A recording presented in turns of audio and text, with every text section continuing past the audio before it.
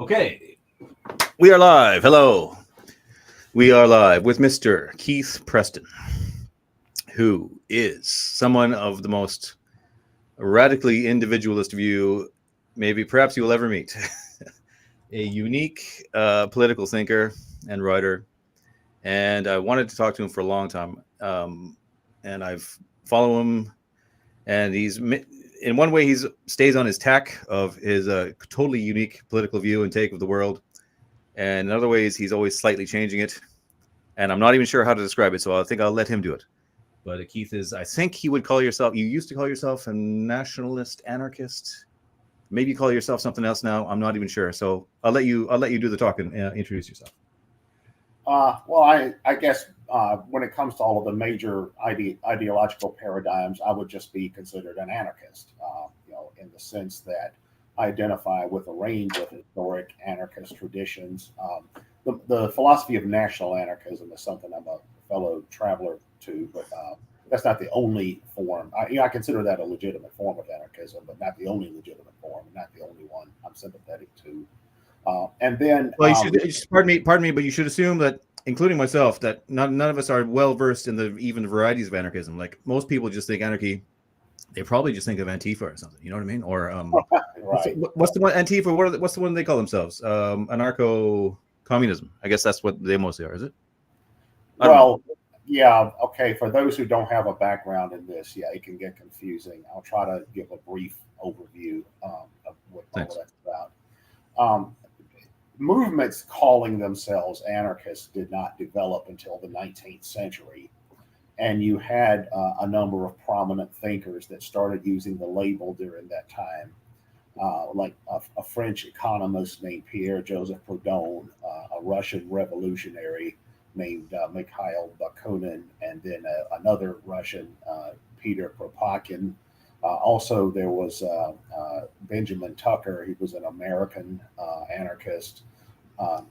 Leo Tolstoy was, of course, the famous Russian writer who was an anarchist in all but name. He was somewhat hesitant to use the label because he had some disagreements with other types of anarchists. But he's widely considered to have been the founder of what's called Christian anarchism. Really? He applied anarchist thought within a Christian, or at least his type of Christian theological framework. There's also Max Stirner. He was a German intellectual back in the early 19th century who came out of the young Hegelian movement. He was a personal acquaintance of Karl Marx and Friedrich Engels, but had opposite views in many ways. I don't know that he called himself an anarchist. He called himself an egoist, but he's certainly considered a forerunner to anarchism. There was a late 18th century English Enlightenment philosopher named William Godwin, and he's probably the first modern thinker or first thinker of modernity to develop a theoretical system that could be considered anarchist.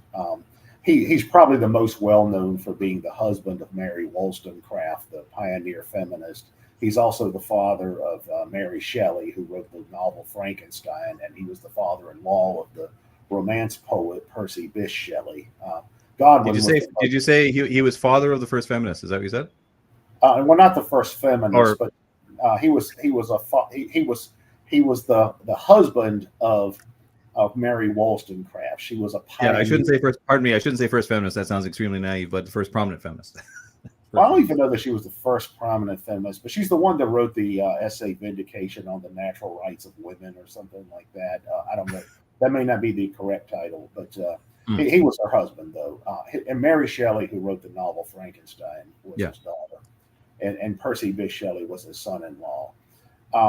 So he was actually the first anarchist I ever heard of, probably about 40 years ago. But so these were some of the founding fathers, or if you will, of modern anarchist thought. There's a great book that was published in 1900 by a German judge named Paul Augsburger, who provided an overview of what I've always called the Big Seven anarchists, and that's Godwin, Stirner, Proudhon, Bakunin, Kropotkin, Tucker, and Tolstoy. And it gives a very objective, scholarly discussion of their ideas back when all of these movements were contemporary at the time. Yeah. And then since then, there have been a lot of other tendencies that have emerged as various forms of intellectual subcurrents or subcultures, and often youth cultures that adopt the label anarchist. Now, most people are probably familiar with the punk rock subcultures, and they have the circle A, as their logo and that kind of stuff. In more recent years, this Antifa thing has emerged. Some of them call themselves anarchists, some don't. Some are communists, some are, whatever. Although there is some peripheral overlap. Anarcho-communism, that was actually the philosophy of Kropotkin. The people who call themselves anarcho-communists today are partially in that tradition, and then perhaps partially not. But you'll see them sometimes at like leftist rallies. You'll see somebody with an anarchist circle A fused with like a hammer and sickle or something. Of course, there are many other things that come under the label of anarchist. There are the people called anarcho-capitalists, who are like free market anarchists, like total free market, no state anarchists. And you even have people who identify with ideas like anarcho-nationalism, anarcho-monarchism, anarcho-masculinism, or right-wing ideas. That's not most anarchists. A lot of anarchists, other types of anarchists, dislike some of that stuff, and it's not the mainstream of anarchism generally. I mean, to the degree that anything anarchist is mainstream, but so it's a very vast range of thought, and of course that's only modern anarchist movements. You can go back and find prototypical anarchists in a lot of ancient philosophy. Some scholars, historians argue that Lao Tzu, the supposed founder of Taoism, should be considered the first anarchist. If you look at Greek philosophy, you can see proto-anarchist thought and say Stoic thought, like Zeno's Republic, for instance, is widely considered to be a proto-anarcho-communist document. Diogenes is something of a forerunner to modern libertarian thought, or at least individualist thought in some ways. Diogenes was associated with the Cynics in that particular school of philosophy. You find proto-anarchist movements that resemble modern anarchist movements in the Middle Ages among a lot of millenarian Christians, the Brethren of the Free Spirit, and all kinds of stuff like that, some of which has been forgotten to history. You also find proto-anarchist ideas or practices in a lot of traditional tribal cultures and the related philosophies and religions and all that. So, among people who are historians or scholars of anarchist thought, there are some who cast the net narrowly, and then those who cast it more widely. There are some who say, well, no, anarchism is just modern 19th century onward anarchism, and sometimes just strands within that, like only anarcho-communist or only anti-capitalist anarchist or only anarcho-syndicalist are the true anarchist. There are some that go in the other direction and say, no, only anarcho-capitalist are the true anarchists. And then there's others, of course, who, more like me, who cast the net much more widely and say that what anarchist thought is like it's almost like the Darwinian evolutionary chain. You can trace it all the way back to the single cell organisms if you want, but you have proto-anarchist thought and practice in every stage of history, and until it crystallizes in modernity as a modern set of political philosophies that collectively is probably about as diverse as all other political philosophies put together. Like I always so what would you say is the unifying belief between all those variations? Can it be encapsulated? Well, that's a really good question, and that's probably something that most that few scholars of these things actually agree on. It's if you put, say, 100 people in a meeting room who claim to be anarchists, and then ask them for a coherent definition of anarchism. By the time your meeting is over, you're going to have 200, 300 different definitions. So that's the first qualification. Okay. It's kind of like church denominations. I mean, look how many different things there are out there that call themselves a church. Well, that's got to be the nature of it. If it's this radical, so maybe radical individualism is the only. Yeah. Well, I've heard another analogy I like to make is like, you could say communism is like the modern version of the Catholic Church in the sense it has the vanguard party, the party line, the dear leader and all of that. Whereas anarchists are more like Protestants. It's just a whole bunch of weirdos doing their own thing.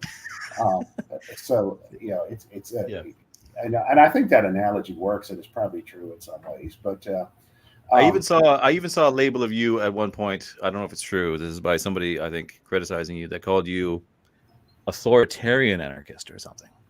And is that possible? If that Well, I mean that would depend on how you define the term authoritarian.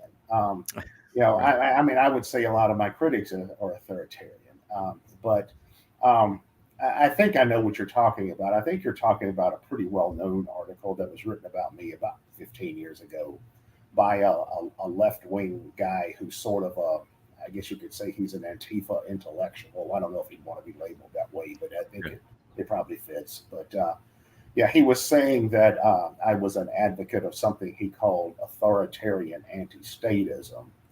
The gist of his beef with me, I think, is that when I apply anarchist theory, I try to do it in an operational rather than normative context, like or maybe a constructive context. Like an operational framework would be something where you're looking at things from the point of view of raw empiricism, like what is the evidence, what are the facts, what's the data, what can we glean from this information. And then when it comes to the application of ideas, the question is, how would these ideas actually come to be influential if they were applied? How could that be done? What results would they likely produce? Not what you want them to produce, but what would they likely produce given all the different contingent variables are involved. And that's my approach to I'm a social scientist and historian by profession. So that's how I approach my professional work. And it's also how I approach my own, extracurricular work as an anarchist and amateur political scientist and all of that. I approach it from an operational perspective. It's no different than if I was doing, say, disease research. If you're doing disease research, well, it's good to approach that in an empirical way that applies the basic scientific method. You don't want to start by saying, well, I have a philosophy that says, X and X bacteria causes X and X illnesses. You want to instead approach it from an empirical perspective, not what you want to be the truth. So that must be difficult. That must be difficult as an anarchist, since has there been? I won't say ideal anarchist state. What kind of anarchist states have there been, or that you would say would lead it to be an operationally observable phenomenon? Yeah. Well, I was talking more about political theory and generally, but to answer your question, it's a good question. First of all, there's a question of whether there's a such thing as an anarchist state. That's like some people would say that's a contradictory term, but I understand what you mean, though. But there have been many societies in history that have been proto-anarchist. I wouldn't say there's been very many that were pure anarchist. Maybe some frontier societies that where there was literally no government or whatever. Maybe some very primitive societies of nomadic peoples, but there have been many, I would say, proto-anarchist societies in history. I gave a lecture in London, I think it was in 2018 once, where I went over this. I think a video of it is available on YouTube. No, if not YouTube, some other internet outlet. But it was called Anarchist Communities of the Past, Present, and Future is what it was called. And I was talking about all of this. I was talking about all these different kinds of political entities or policies, as Aristotle said, where anarchist ideas or proto-anarchist ideas were in place. That could include everything from a lot of indigenous tribes from all different continents. It could include a lot of ancient societies. It could include, very decentralized societies like one example would be the cities, the autonomous city-state system of ancient Greece, or the Polycentric system of the Holy Roman Empire. Now, these places were not anarchist. Some of them had slavery, feudalism, and all kinds of things that Well, Very to few, if me, any. they're almost a cross between anarchism and socialism. It's like they had that radical kind of pagan individualism, yet there was also a social kind of, Yeah, anyways, I don't know what you would call that. yeah, yeah. Well, there are many philosophies of anarchism that sort of fuse anarchism with socialist ideas. In fact, that's how modern anarchism developed. It's largely an outgrowth of classical liberalism on one hand, and then socialism on the other hand.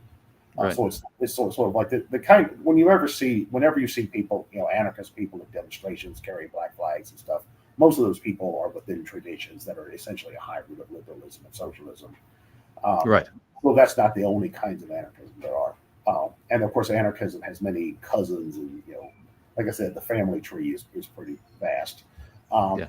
but yeah, I mean, you also have some thinkers will point to places like medieval Ireland, medieval Iceland as examples of proto-anarchist systems. Some point to the American Old West. Some like to point to the utopian colonies that existed in early America, many of whom were founded by religious sectarian groups, the Quakers, the Mormons. You have all these 19th century utopian communes like New Harmony and that kind of stuff. During the Spanish Civil War, Spain in the early 20th century had a very large anarchist movement that included Right. millions of people.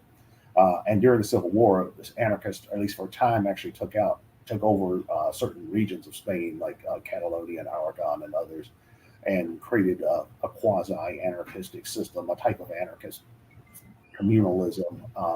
And there were systems like that in the Ukraine, in parts of the Ukraine for a while during the Russian Civil War. Also in Japan or China or in Korea during. So let me just ask, in these examples you're citing, what would be about their policy or the way they were structuring or living that you would call anarchist? Well, either there's no central government, Right. there's no, like some of Right. them, no central government. It's just a bunch of villages, towns, things like that.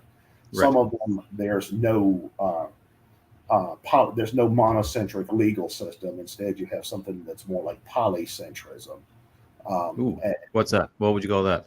Is that like well, this is far into American political culture, so I'm trying to find the simplest way to explain it. A polycentric legal system would be something like a non-territorial legal system. I guess in a good analogy into something in American society would be churches. Like individual churches within American society have their own internal governmental systems, their own statements of creed and bylaws in terms of how they operate. Some of them even have their own legal system. They can put clerics on trial for heresy or something like that. But none of them have the force of the state behind them. We have separation of church and state. So right. theoretically, you can be a Roman Catholic, and your next door neighbor can be an Episcopalian, and the guy down the street can be a Quaker, and you may all belong to different churches. And your own individual churches may have its own internal governmental system. Right. But Right. collectively, none of you are under the jurisdiction of the other. And Right. polycentric law works kind of like that. We can find historic Yeah. examples of societies that had polycentric law that worked in that way. Yeah, that's cool. That's cool. Yeah, so that's one characteristic of some anarchist quasi decentralization, non-territorial government or legal system, non-hierarchical systems, something that's organized, say, from the bottom up, as sort of a bottom-up confederation, often through processes like direct democracy or something like that. How can that be considered anarchic, though? How could something like that be? Because some anarchists don't consider it Okay. anarchic, but some do. But people claiming the label anarchist have organized systems like this before. For instance, there in Spain and in other places where they use this kind of anarcho-syndicalist model, what they would often do is you have like local units of an anarchist federation, and then each unit is autonomous or semi-autonomous, but then you have wider bodies of delegates. Like Unit A will send a delegate to some larger body, but then that delegate can be recalled anytime. You can just tell the delegate, no, we don't like what you're doing, come back. Unlike like more conventional electoral systems where politicians are pretty much you know, paid actors for the ruling class. You know, I mean, theoretically, you may have right of recall, but it's still a rigged system in most places. And then there's a federal system on which this is based, a bottom-up federal system, not a top-down federal system. So these principles of decentralism and federalism and bottom-up social organization, those are concepts that some anarchists hold to. Not all. Some anarchists say that is too state-centric. Yeah. For example, you have anarchists called anti-organizationalists. They would say that is too much organization. But stuff like that has existed. Anti-organizationalists. Yeah, that's a good one. So yeah. Well, I got a super chat here. I want to say it before it's lost. Dave Martell, thank you, Dave. Says, "What is a right? What ensures these rights?" What would you say to that?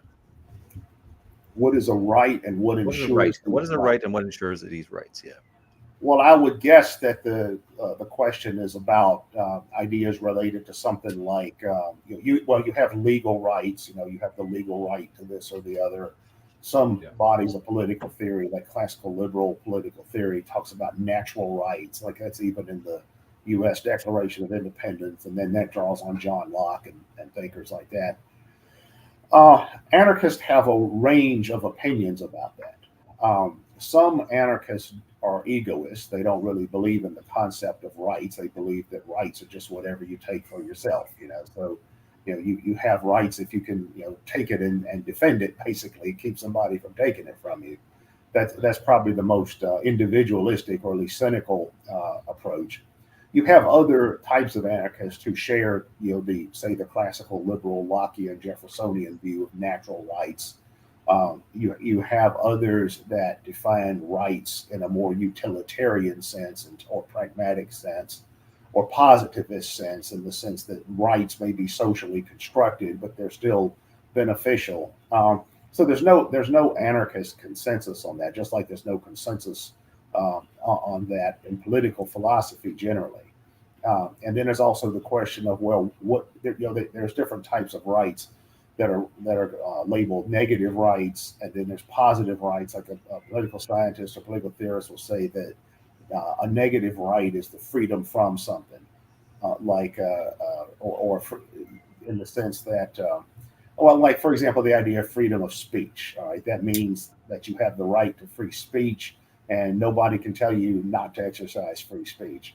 On the other hand, you have what's called positive rights, and that's the right to something. That's like, for instance, a lot of progressive types are into that. They're into the idea of we should have the right to health care, the right to free education, or something like that. Or a landowner should have the right to have sex with your bride on your wedding. Oh yeah, well, when you get into some of these really intricate theoretical frameworks that some anarchists, as well as other modern libertarians and people like that use. Yeah, some of that gets really complicated, and they can really break it down to a lot of minutia. Like one question I heard raised once was, well, if you fire a gun at somebody but miss your target, you don't actually wound them or kill them, has an actual crime been committed? Have their rights been violated? Because they're not wounded, they're not killed, so have they really been harmed? Of course, a conventional legal system would say, well, there's still the intent and presence of danger and all that. You've attempted to kill them. Right, exactly. Yeah. No, that's fascinating. Like, you really do have it takes someone with your level of research and knowledge of politics to you can address every question, and you have the broad scope of possibilities politically in any system, and awareness of it historically is quite amazing. And so through your entire evolution politically, you remained something of an anarchist. Anyways, I believe you started out as a leftist. Yes, is that correct? Well, that gets complicated. Yeah, I mean, I grew up in an environment where most people around me were Republicans or conservative Democrats in some instances. And as a kid, I had standard, mainstream political views. I remember the first political opinion I ever had was in 1972, because I went to a Nixon rally and got roughed up by some older kids at a Nixon rally. So I decided I was going to be for George McGovern, the Democrat. And then I was for, in the cultural environment I was in 1976. The end thing was to be a Republican, so everyone was going to be for Gerald Ford. So of course, being natural contrarian, I had to be for Jimmy Carter. And kids were refusing to sit with me in the cafeteria because I was a Carter guy and stuff like that. And then, of course, I reversed that in 1980 and became a Reagan guy because he's the opposition candidate, right? Once again, natural contrarian. And then I voted against Reagan. I was actually old enough to vote for the first time in 1984, so I voted against Reagan. And I was probably one of the few people in the United States that voted against Reagan that year because he won 49 out of 50 states. I remember that election. Yeah, I remember that was the first election I remember following as a little kid myself. Yeah, I remember that, and it was a big deal. It was like, So Walter Mondale voted for himself, and I voted for him, and everybody else in the United States voted for Reagan.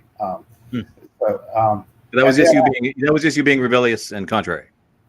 Yeah, pretty much. By the time I got into my 20s, I started to think about this stuff more seriously. And I remember when I was during my first round of undergrad, which would have been in roughly the late 80s. I remember started thinking about, all the kind of things that undergrads, in their early 20s think about, all these philosophical questions, what religion should I belong to? What philosophical stance should I have? What is the nature of reality? And what political affiliation should I have? And I remember reading up on all the different isms that people hold to, liberalism, conservatism, communism, fascism, and the one that I found the most interesting was anarchism. And I had actually remembered that because when I was in high school, I was in an English literature class that I think I probably failed or at least got a D. And I was not a good high school student, but I remember in my class we did a unit on the Romance poets of the Enlightenment era or the late Enlightenment era, and there was a discussion of Shelley, and then I remember reading in the biography of Shelley that his father-in-law was William Godwin, whom I mentioned earlier, who was an anarchist. I'm thinking there is such a thing. That's interesting. And then I just heard about it again a few years later when I was reading up on all these different isms, and I decided, well, I think this anarchism thing sounds the most interesting, so I'm going to see what I can do with that and see, how I could apply that, or what the backstory to this is. And I've pretty much been interested in that and developing that ever since.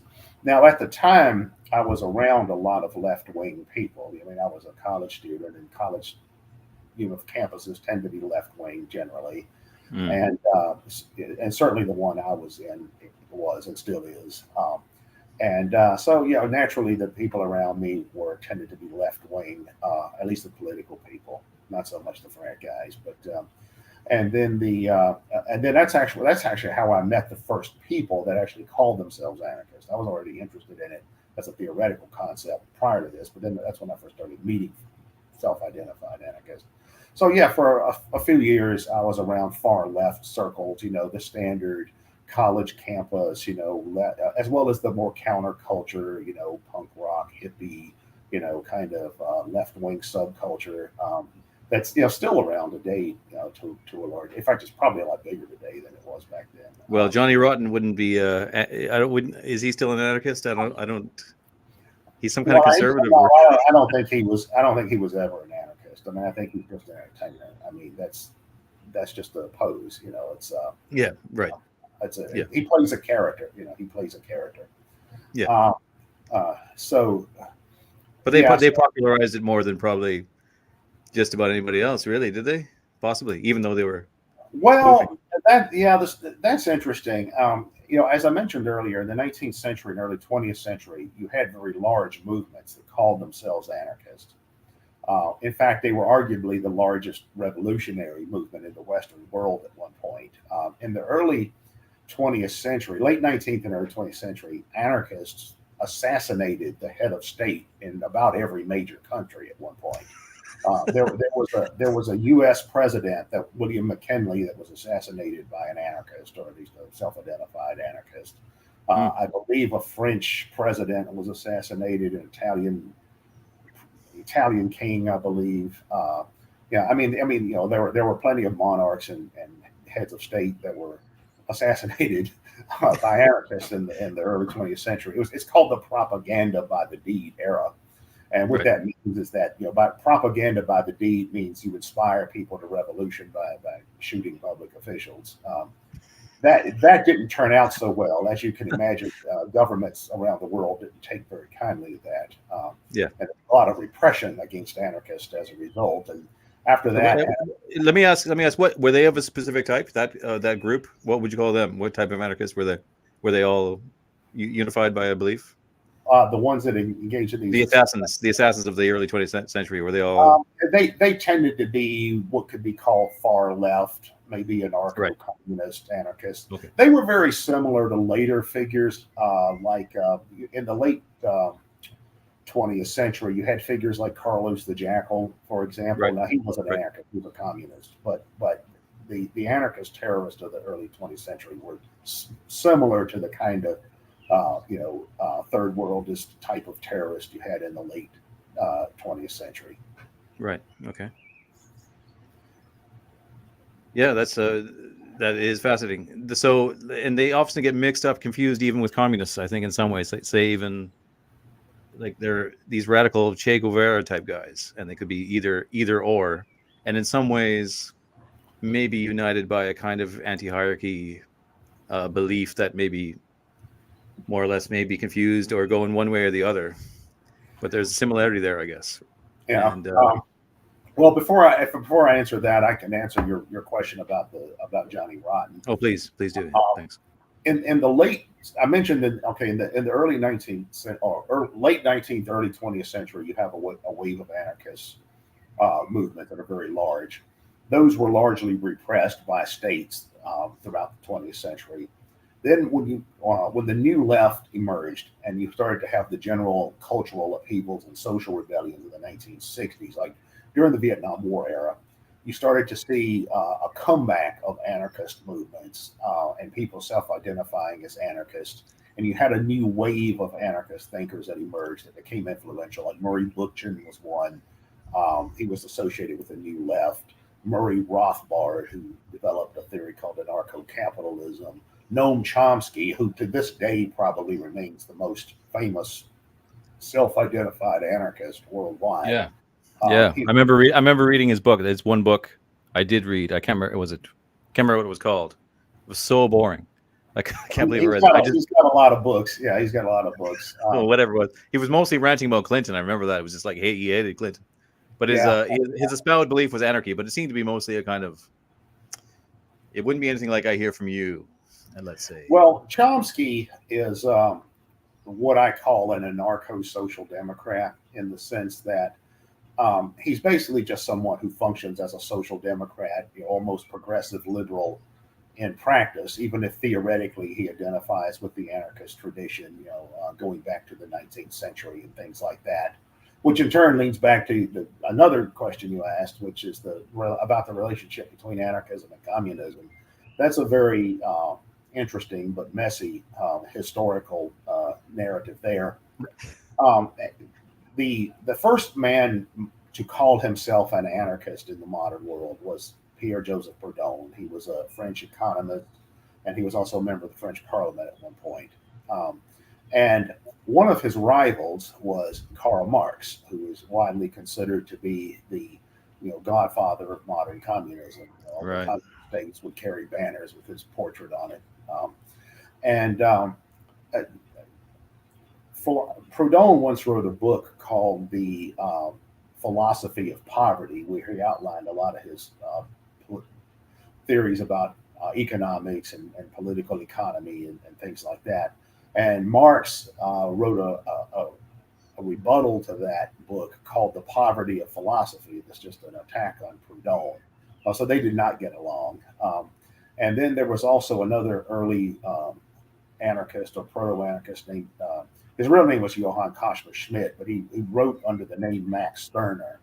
Max Stirner was a German, as was Karl Marx, as was Friedrich Engels, and they were part of a club called the Young Hegelians, and basically meaning young people who were fans of G.W.F. Hegel.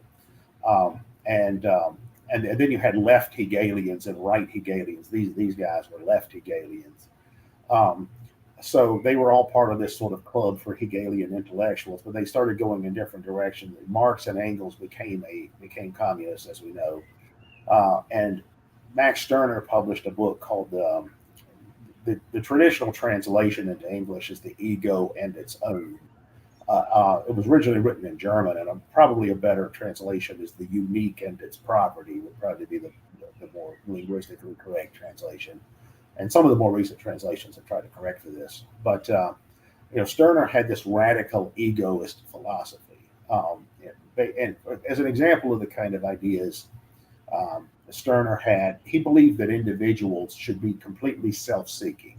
He was a complete moral, ethical nihilist, and otherwise non-ideological. Like Stirner would probably agree with the proposition that, if robbing a bank suits your own needs and interests, you're justified in doing it as long as you can get away with it. He actually made an intellectual defense of crime.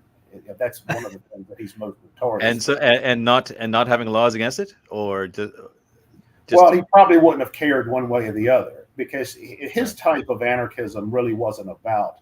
I don't know that he even called it anarchism. He called it egoism, but it's anarchistic in the sense that it rejects the authority of the state. Meaning, basically just meaning you break all the laws you want as long as you can get away with it. As far as the question of whether there should be laws, he probably would have been indifferent to that. It's like, well, he's like, well, there's a certain Spartanism to that. It reminds me of the Spartan when they were training their youth, and they would send them out into the wild, that they had to survive on their own, and stealing was allowed if they could get away with it, and anything they had to do to survive, and to it reminds me of that. Yeah, although I think from Stirner's perspective, I think he pretty much believed anything goes. Like he wouldn't have believed that you're morally obligated to fight state oppression or something like that. He might have even said you're justified in joining in on it if it benefits you personally. So yeah, I guess you could say he was a philosophical anarchist, certainly a moral anarchist. And he's a political anarchist in the sense he doesn't believe in the intrinsic authority of any state. Basically break all the laws you want as long as it serves your own needs and you get away with it. So surely that's a really animal state of existence he's advocating for, in a true sense, right? No, totally uncivilized. Well, barbarian. I think he's he's sort of a reversed Hobbesian. Hobbes had this idea, well, human beings are creatures of passion, not reason, and human beings naturally live in a state of nature where it's just all against all. And Hobbes, of course, said, well, that's a bad thing. That's why we've got to have the sovereign who keeps order and makes civilization possible. And by participating in the benefits of civilization, you implicitly agree to live by the laws of society. That's the standard Hobbesian social contract theory. That's really the basis of modern political theory in many ways. But right. Stirner reversed that. He had a very similar anthropological view to Hobbes in terms of what the essence of humanity is. But he said, no, the order is not the highest value. Instead, the ego is the highest value, which basically means, who cares how much order or disorder there is? The question is what is it doing for you? If you're benefiting from disorder, then that's fine. Interesting. That is interesting. It's outside religion or anything. It's kind of like a it's the logical. It's basically philosophical nihilism taken to its extreme logical. So it's ultimately nihilistic, if you, even though its freedom is at its core, it's taking freedom to a nihilistic, probably unsupportable. It's almost against itself. It's so radical, or maybe. Right. Well, Stirner was a forerunner to Nietzsche. To my knowledge, Nietzsche never actually mentioned Stirner in any of his writings, but Nietzsche would have been familiar with Stirner because Stirner was also a German who lived about a generation before Nietzsche. So I can't imagine an educated person like Nietzsche in Germany in the mid to late 19th century would not have read Stirner. So I suspect that Stirner was probably an unacknowledged influence on Nietzsche, and also Ayn Rand. Ayn Rand took a similar idea and sort of reworked it into this kind of classical liberal, almost Americanist type of framework. Yeah. But Ayn Rand's philosophy is very similar to Stirner, although I think Stirner was interesting because he's a purer, rawer version of that idea. Yeah. Oh, it's definitely cool to have someone like that. As much as it's always good to have someone doing something radically to the extreme conclusion. I think it was, what's her name? Was it Savitri Devi or something? I believe that was her belief. That was a mathematical inevitability of any idea that it must go to its most the most extreme part of the notion that you even shy away from as you mention it is actually its conclusion that you must just, if you fully embrace, then you're just doing it. You're reaching the conclusion that it's going to make anyways. Yeah, but one thing I want to point out, though, is that not all anarchists are Stirnerites by any means. There are plenty of some I don't think you are either, are you? You wouldn't call yourself a nihilist, would you? Perhaps on a sufficiently abstract level. But I was just going to say, though, that you have some anarchists who are not individualists. They're collectivists. You have some that are pacifists. You have some that are moralists. You have some that are theists. So you have all these interesting dichotomies within anarchist thought. So a collectivist anarchist is just, they believe being socially collective as long as it's against the state. That puts it as well as anything. Yeah. Well, there's different theories. There are some who believe that human beings are naturally cooperative. So if you naturally what? Sorry. Naturally cooperative. Right. Meaning that if you remove external constraints, human beings are still going to be inclined to be cooperative with each other for mutual survival. They believe humans are not naturally aggressive or predatory. Right. So that's the opposite end of this. Right. So, I mean, there's so much information. I'm not even sure you were answering a question there. Did we answer it? I don't know. Well, you asked me about. I'm glad you can keep track of what I asked you, what the questions are, because there's so much information. It's vast and very interesting. Of all the things you said so far, I think the closest thing I would agree with that is like possible and good is the frontierism, where they're kind of living in a theocracy that has as you said, the individual churches really reign over their parishes in a lawful way, which is interesting. And I believe actually in some Muslim countries, isn't that sort of how they operate? Since they don't have a pope-like figure, they are, theocratic, but at the same time, your local sort of mosque can sort of delineate the law. I could be wrong. Yeah, I know what you're talking about. You have traditions in Islam where you have a kind of well, it's not just in Islam. I mean, this is really an outgrowth of a lot of traditional societies where you have a system of informal rule by the village elders or something like that. Like in a lot of indigenous societies, the person who's naturally considered to be the leader is the person who's oldest because they figured, well, he's been around the longest, so he must know the most. So we need to listen to him. It's the Jarl. Yeah, but different religious traditions have adopted this to their own context. Right. Right. So it does harken. There's a certain traditionalism isn't in it. It harkens back to that kind of sort of familial tribal city-state thing in many ways. And it's when so anarchists are rallying, you might say, against when things get so civilized and so organized that the city-states come together and mass law is applied to the point where you lose your individual community rights as well as your actual individualist rights. Does that sound okay? Yeah, and the one thing that's interesting about that is that anarchists could be considered extreme reactionaries and extreme modernists at the same time, because right. Many anarchists are very much a product of modern culture in the sense of the Enlightenment, rationalism, and many of the ideas that came out of that, like the potential for human perfectibility. Like I mentioned earlier, that the anarchist movements in the 19th and 20th century tended to be rooted in first classical liberalism and then in socialism, and kind of a hybrid of that, which is ultra-modernist. I mean, to be a hybrid of liberalism and socialism is to be ultra-modernist. But then you also have this rejection of many of the features of modernity, like like mass society, for example, like centralization, like bureaucracy, all of these things that modern societies have brought into being. Anarchists have always been very critical of that and reminiscent for older, more simpler forms of society, or more less hierarchical forms of society, less bureaucratic, more decentralized, less authoritarian. So you have this, kind of extreme reactionary, almost conservative type of influence on one hand, and then this ultra modernist, ultra quote unquote liberal influence on the other hand. So do you feel very alone being an illiberal anarchist? Is there many like you? And you would get lumped in with ANCAPs and libertarians, but you don't call yourself that. Or what's your relationship to those type of people? Well, a label I developed for myself many years ago, long before I had any internet presence. In fact, before there was the internet, or at least before it was available to the public, was what I call anarcho-pluralism.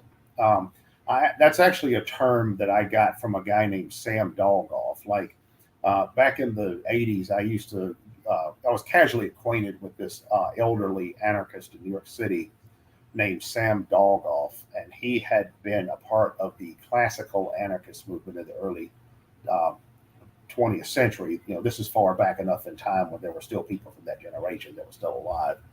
But I think Sam was probably in his late 80s, early 90s at the time. But I remember asking, and I'm like, maybe 22 or something. But I remember asking Sam once, I said, we've got all these different schools of anarchism. We've got mutualism, syndicalism, Tolstoyanism, individualism, anarcho-communism. I'm like, what are you? And he said, well, I'm an anarcho-pluralist because I don't really believe in a unitary system, that one size fits everyone all the time.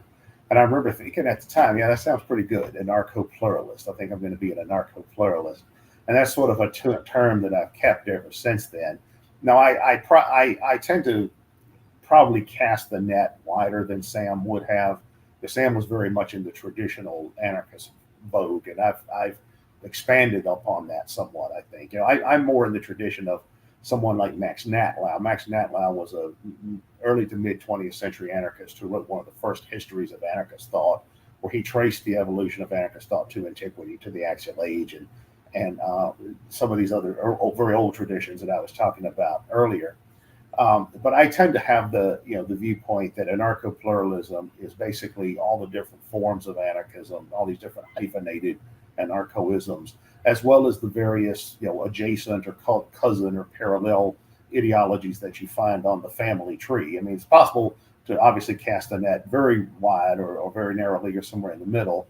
But on the far left of this, it would include anarcho-communism, anarcho-syndicalism, libertarian socialism, libertarian communism, maybe something like Luxemburgism. These kind of what the Marxists called the ultras. The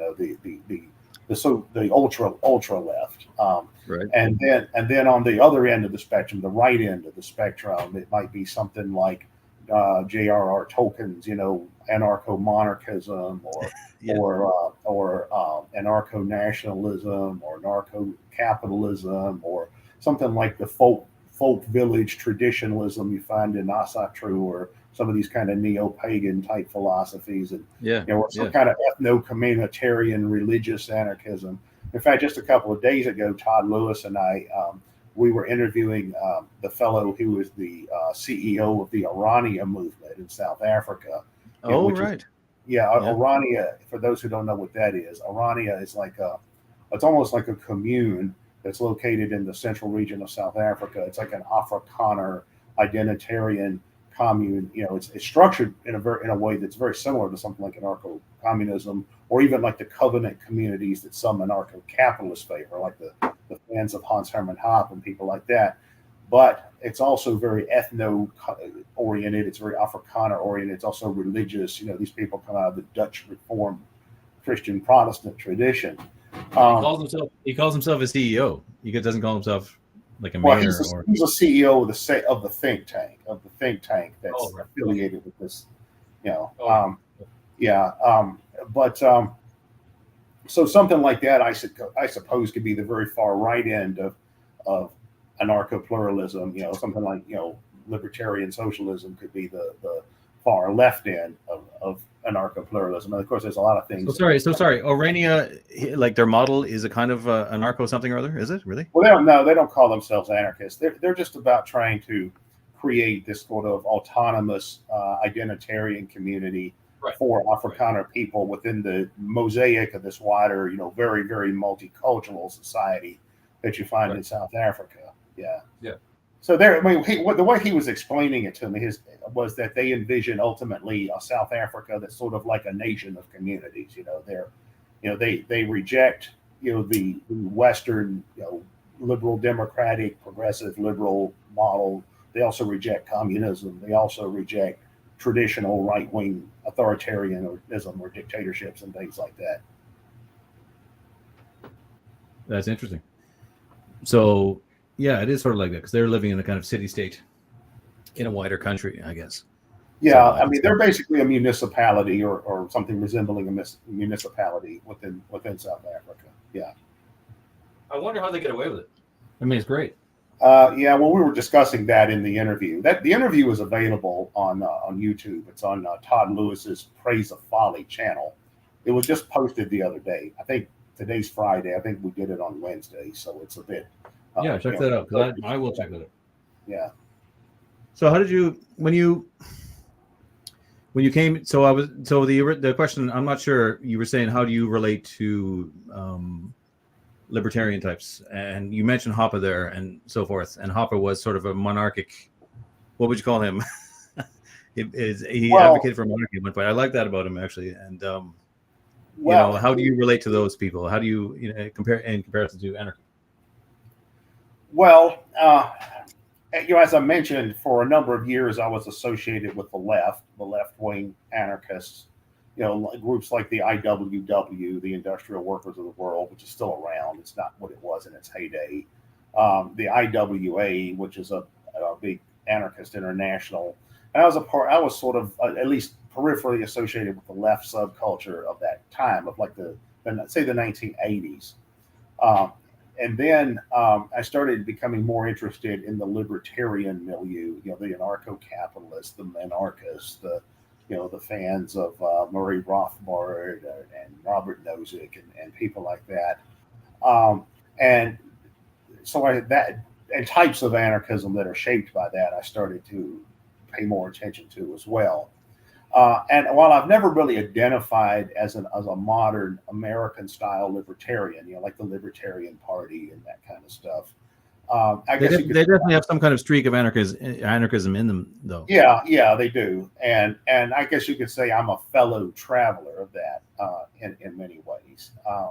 Even though I've never really been a strict adherent of that. Because can I ask what is it about them you don't agree with? Can I ask that? Well, yeah, I suppose the biggest difference between me and modern American style libertarians has to do with economics. I don't really adhere to the economic determinism that I see in that camp, and this is a criticism or at least a disagreement that I have with some left-wing anarchists as well, in the sense that some left-wing anarchists are basically just Marxist in terms of their overall theoretical outlook, because they hold to the same kind of economic determinism as the Marxists do. And you see libertarians are like that as well. Now, they're obviously not Marxists, but they also hold to a type of economic determinism. Whereas I think economics is obviously important, but I don't think there's any one school of economic theory that is correct in a purely empirical sense. I think different schools of economic thought rather have what's advantageous about each one is that they look at different aspects of economic life and focus on those particular features of economics and provide certain insights, even if when it comes to the whole picture, they may present a distorted view at times. For instance, the so-called free market economists, the neoclassical, classical Austrian economists, they're obviously good at explaining how markets work and pricing systems and that kind of stuff. And then the developmental economist, someone like say Ha-Joon Chang is pretty good at explaining how nations have developed, into modern economies, into modern industrial and post-industrial economies.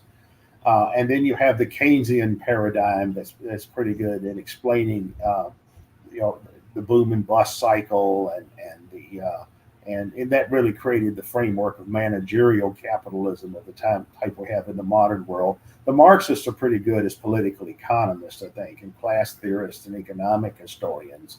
I disagree with their economic determinism and some of their theories about psychology and just more abstract philosophical views like dialectical materialism and that kind of stuff. And then you also have the institutional economists. The institutional economists are one of my favorite branches of economics because they talk about the relationship of institutions to economic life, because in my view, institutions shape economic life. Like economics doesn't just happen in a vacuum. Economics happens within a particular set of circumstances. And as a result, the institutions that people create will shape economic life. And institutions are not driven just by economic pressures or economic values. I mean, they're driven by a whole range of values. I agree.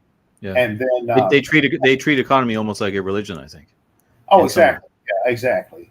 Well, that it's called homo economicus. The idea that human beings can be reduced to these economic autonomons.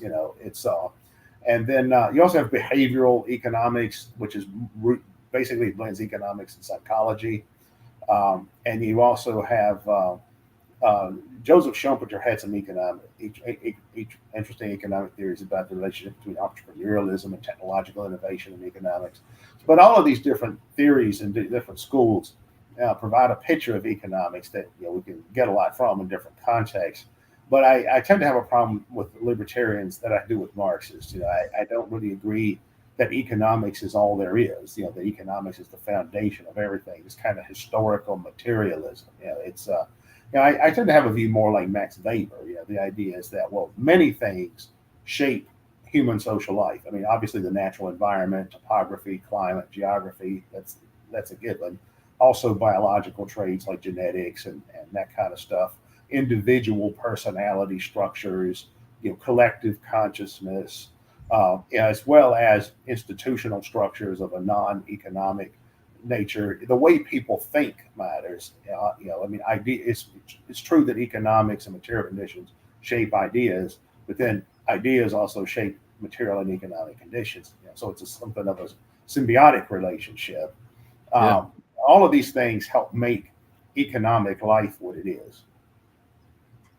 Yeah, that's a very well-rounded view. I'm not sure I've heard anybody speak who has kept in their brain a catalog of all the fractions of political movements and even the main authors involved as much as you have, which is amazing that you can call upon them in an instant.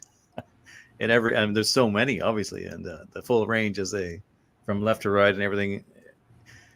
It makes me wonder, like, that's what someone with your kind of view, which is so interesting, is like, people think about third ways. They're sick of the left and the right and the conventional ways about it. And there's more than three ways. I think in this combination of beliefs, there must be quite a multitude of different ways to structure a society, civilization.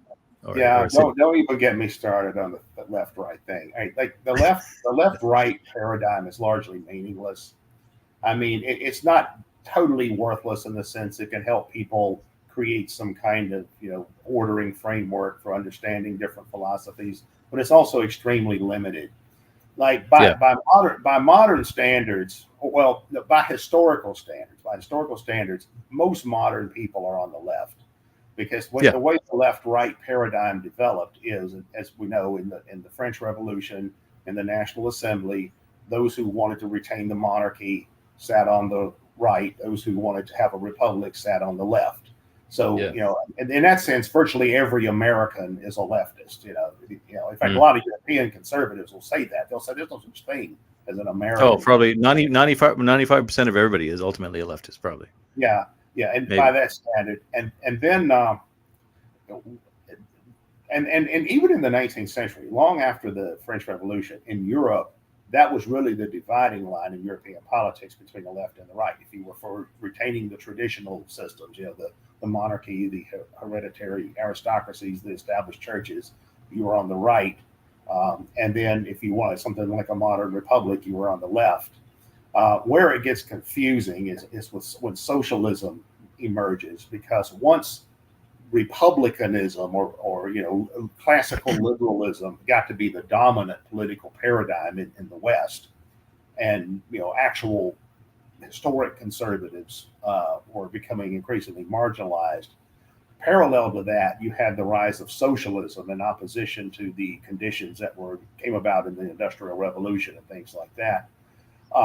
So as a result, socialism comes to be identified with the left, and then liberalism comes to be identified with the right, even though neither one are on the right in any historic sense. Yeah.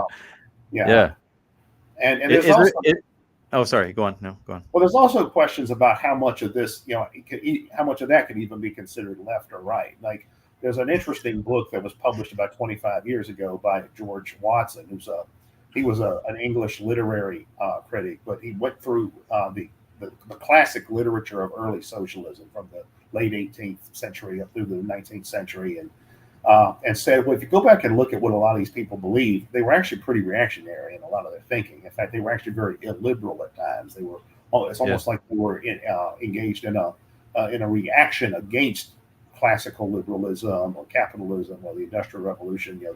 They weren't so much liberals in the way that that's thought of today. And I think that's true. I think there's a lot of truth to that. And I know I have a friend from Russia, and he tells me that in the context of Russian politics, if you're a communist, you're on the right. And if you actually look at elections in Russia, what you see there is Stalinist. It's more like Stalinist communism. It's not like Marxist communism, right? Yeah. Well, then that raises a question of whether Marxism and then the communism, the Stalinist model of communism were the same thing. There are some Marxists that will say, well, no, something like the Soviet Union or Maoist China is not what Marx envisioned.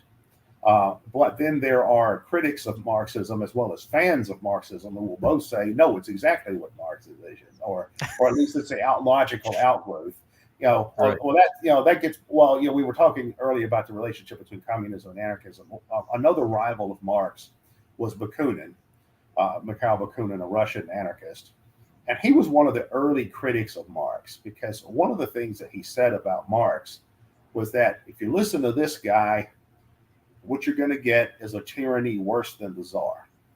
He said he said put one of these guys, these Marxist guys, on the throne. He'll be as bad as czar, whomever at the time.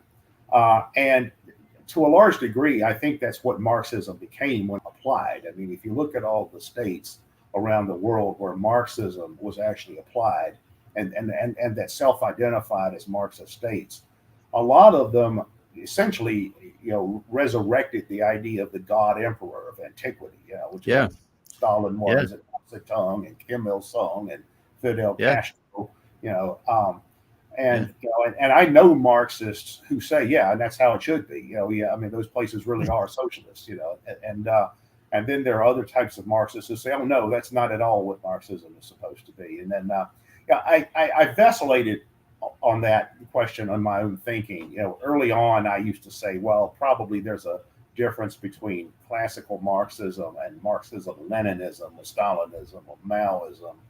Over time, I've tended to come more to the view that those kinds of systems, what people typically think of as communism, probably are the logical outgrowth of Marxist theory, because I think that one of the key features of Marxism was the centralization of the means of production in the hands of the state under a planned economy. And I think once you reject that idea, you're not really a Marxist. You may be some sort of neo-Marxist or Marxist, semi-Marxist, or stepchild of Marxism or something, but you're not really a Marxist if you reject that idea. So I tend to think the tankies are actually truer to Marxism than what a lot of their Marxist critics actually say. See, what happened there with Marxism and ending in Stalinism it made my own opinion very pro, frankly, monarchy and traditional societies, theocratic monarchy even, which is sort of the opposite of anarchism, you might argue maybe, is there such a thing as monarchic anarchism? I should ask you. I'll ask you after I say my little point. But to what happened inevitably with communism, resulting again in a pharaonic, all-powerful emperor leader, just made me think it is the inevitable end road of any civilization, is to get your Roman emperor, your pharaoh, or whatever, and you may as well sort of embrace it as best and hope that it's, as benevolent and or structured in such a way as to be as efficient state in a form statecraft fashion as possible, and that it's sort of folly to not think if you try to do anything else, it's going to end that way as communism did, just with labels renamed as something else, but it's going to be the same structure. And that would make, so that's sort of an anti-anarchic idea. But that's my question: is there such a thing as monarchic anarchism? Probably not. Well, there are people who self-identify as anarcho-monarchists. Like I said, okay. Tolkien was one. Tolkien, oh right, yeah, of course, yeah. Yeah, okay, yeah. I think Salvador Dali, labeled himself that at one point. Did he? Of course, yeah. Well, I think he was known for a lot of, he was something of a performance artist. So you have anything he says, you have to take him with a grain of salt. But there are people who are anarcho-monarchists who what they envision is something like a collection of parish communities or folk village communities, almost like some of the utopian writers like William Morris or something like that, or like E.F. Schumacher's Small is Beautiful. But then it's united, like there's some symbolic monarch. It's sort of like the unifying cultural figure. Like of the more serious thinkers in this genre that I know personally or know of, I would say that they envision something kind of like the Holy Roman Empire, which who was it? Was it Voltaire that said it was neither Holy nor Roman nor an empire? But Holy Roman Empire, that may be apocryphal, but the Holy Roman Empire, was this collection of hundreds of principalities, and then you had the emperor, who's technically the head of the whole thing, but is he really anything more than just a symbolic figure? It's well, I do feel like in the pagan setup, there's a very anarchic. How can you say? You can have the empire and you can have the emperor and the structure, but that there was a more. They definitely had a respect for the power of the individual. In that, sorry, who was that German thinker you were saying that was almost like advocating for Conan barbarianism? Max Stirner. Yes, there was a bit of that in it, where there was a powerful individualism. You read pagan texts, classical texts, and say the story of Alcibiades, and there's so many, fierce individualism was like permissible as long as you sort of got away with it. And it was a very pagan view that maybe, you could call anarchic, I think. That's similar to Nietzsche. This kind of aristocratic individualism. You had interesting currents like that came out of the French Revolution. The French Revolution included all kinds of things. Some years ago, I gave a lecture to an academic society. The title they gave me, I wouldn't have used this title if I had my choice, but the title they gave me for my presentation was Anarcho-fascism, and it's like an overview of right-wing anarchist traditions. What I do was I went back through and looked over different thinkers from the last few hundred years that were technically would be considered right-wing, in a historic context, or certainly by modern standards, but where there was some sort of anarchistic element. And I was amazed at how much stuff there was. There was a lot of stuff similar to what you're talking about. You're talking about like antiquity, like ancient, like paganism and that kind of stuff. But there was definitely an effort to, I guess, revive that kind of stuff in the 18th and 19th, early 20th century. And even with thinkers like Julius Evola, there was an element of that you found. Yes. Certainly Ernst Jünger. I think Ernst Jünger is probably the best. Yeah. For that. Yeah, for sure. Yeah. Ernst Jünger's concept of the anarch, and even a lot of the more conventional proto right-wing thinkers at the time. Arthur de Gobineau was one I think that kind of fit into that genre. Someone in American traditions, I always thought H.L. Mencken kind of fit into that. He was a German. Probably, Yeah, he was a German American who admired Nietzsche. He admired the Second Reich of Wilhelm, Kaiser Wilhelm. So yeah, I do too. there is that kind of.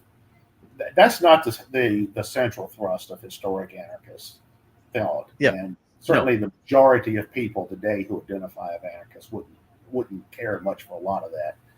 But there is a subgenre of anarchist thought, or some more peripheral genre. What do you think? Let me ask what you. Let me just read. We have another super chat, Dave Martell again. Thank you, David. He says, "Marxism equals God Emperor." Plot twist: Marx is based. Well, yes, thank you, Dave. Of course. Well, I mean, let's not get. That's really interesting. That's an interesting comment there, because in more recent times, I've seen something that I never thought I would see, which is I've started to see a lot of people on the political right who are starting to rehabilitate communism. In fact, a few years ago, there was an article in Chronicles magazine, which is an American paleo-conservative magazine, and it was an article about the military dictator of communist Poland in the late communist era, like roughly the early 80s, late 70s, early 80s. This was I forget what the guy's name. I can't pronounce Polish names anyway. But, who can? Yeah. But it was General something or other. But the article was about, well, was this guy really a closet conservative? I mean, yeah, we think of him as being a communist dictator, but wasn't he really, if you look at his actual sayings or policies or whatever, was he not really just a closet conservative? You know, I've got a friend of mine who's a well-known conservative intellectual, and nowadays he started to call the communists closet conservatives, because he was saying if you really look at these guys, they're actually closet conservatives. You know, I mentioned before, I have a friend from Russia. He talks about Russian politics as it is today, and he said in Russia, on one hand, you know, the right wing is considered, yeah, you've got the Putinist nationalist, and then you've got the Orthodox traditionalists, and then the communists, like the descendants of the old CPSU, they're considered the right, you know, whereas the more pro-Western people, you know, that want to be more like Western Europe or more like America or whatever, that's considered the left in their culture, their political culture. So yeah, well, you see what happened with East Germany and these places. I mean, they're definitely the conservatives. Yesterday's Marxists are today's conservatives. If you want, yeah. In East German elections, the most conservative or right-wing voting provinces or districts in German elections are the former DDR regions. You know, that's probably the most right-wing sector in Germany today. Yeah. And so that's fascinating. You talk about like looking at things observationally or, critically and rationally in terms of history. Like that's a funny outcome, isn't it? And originally leftist, it's like a person, an individual in their juvenile and twilight years. They start out, they're radically left, and then they wind up more conservative than.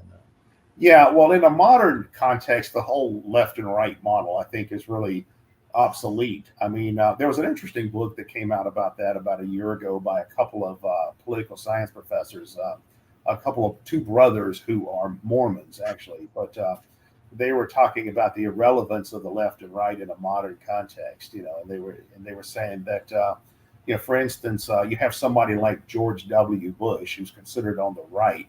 What does he want to do? He wants to wage war on what's right wing about that? You know, it's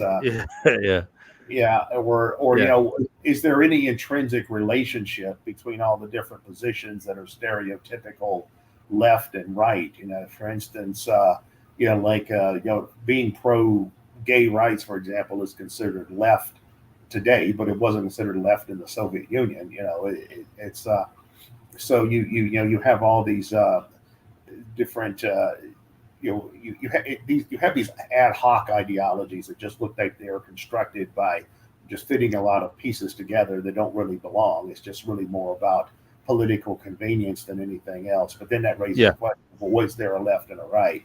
Another thing about that too is that the way left and right entered a lot of modern discourse was through communist terminology, because when communism got to be a thing in the 20th century, in their terminological framework, you have all kinds of terms, like you have a right opportunist, then you have a left deviationist, So a right opportunist is somebody who's too moderate, who's too reformist, who wants to make too many concessions to the existing system. But then you've got a left deviationist. That's somebody who's too extreme.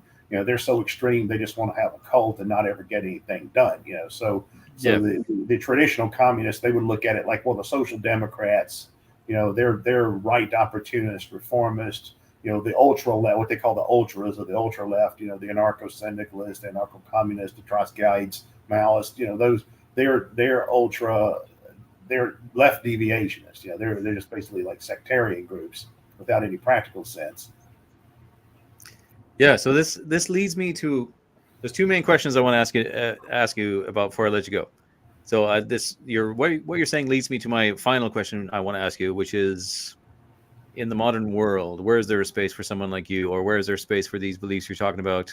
What do you see as a way in or out or through and what would you even call the modern system we're living under in the West? But I want to save that for the last, because before I ask you that, I wanted to get into one of my favorite of your articles. I mentioned it several times already, and it's related to a book you have, which I must read, which was the one you wrote about the political beliefs of Aleister Crowley.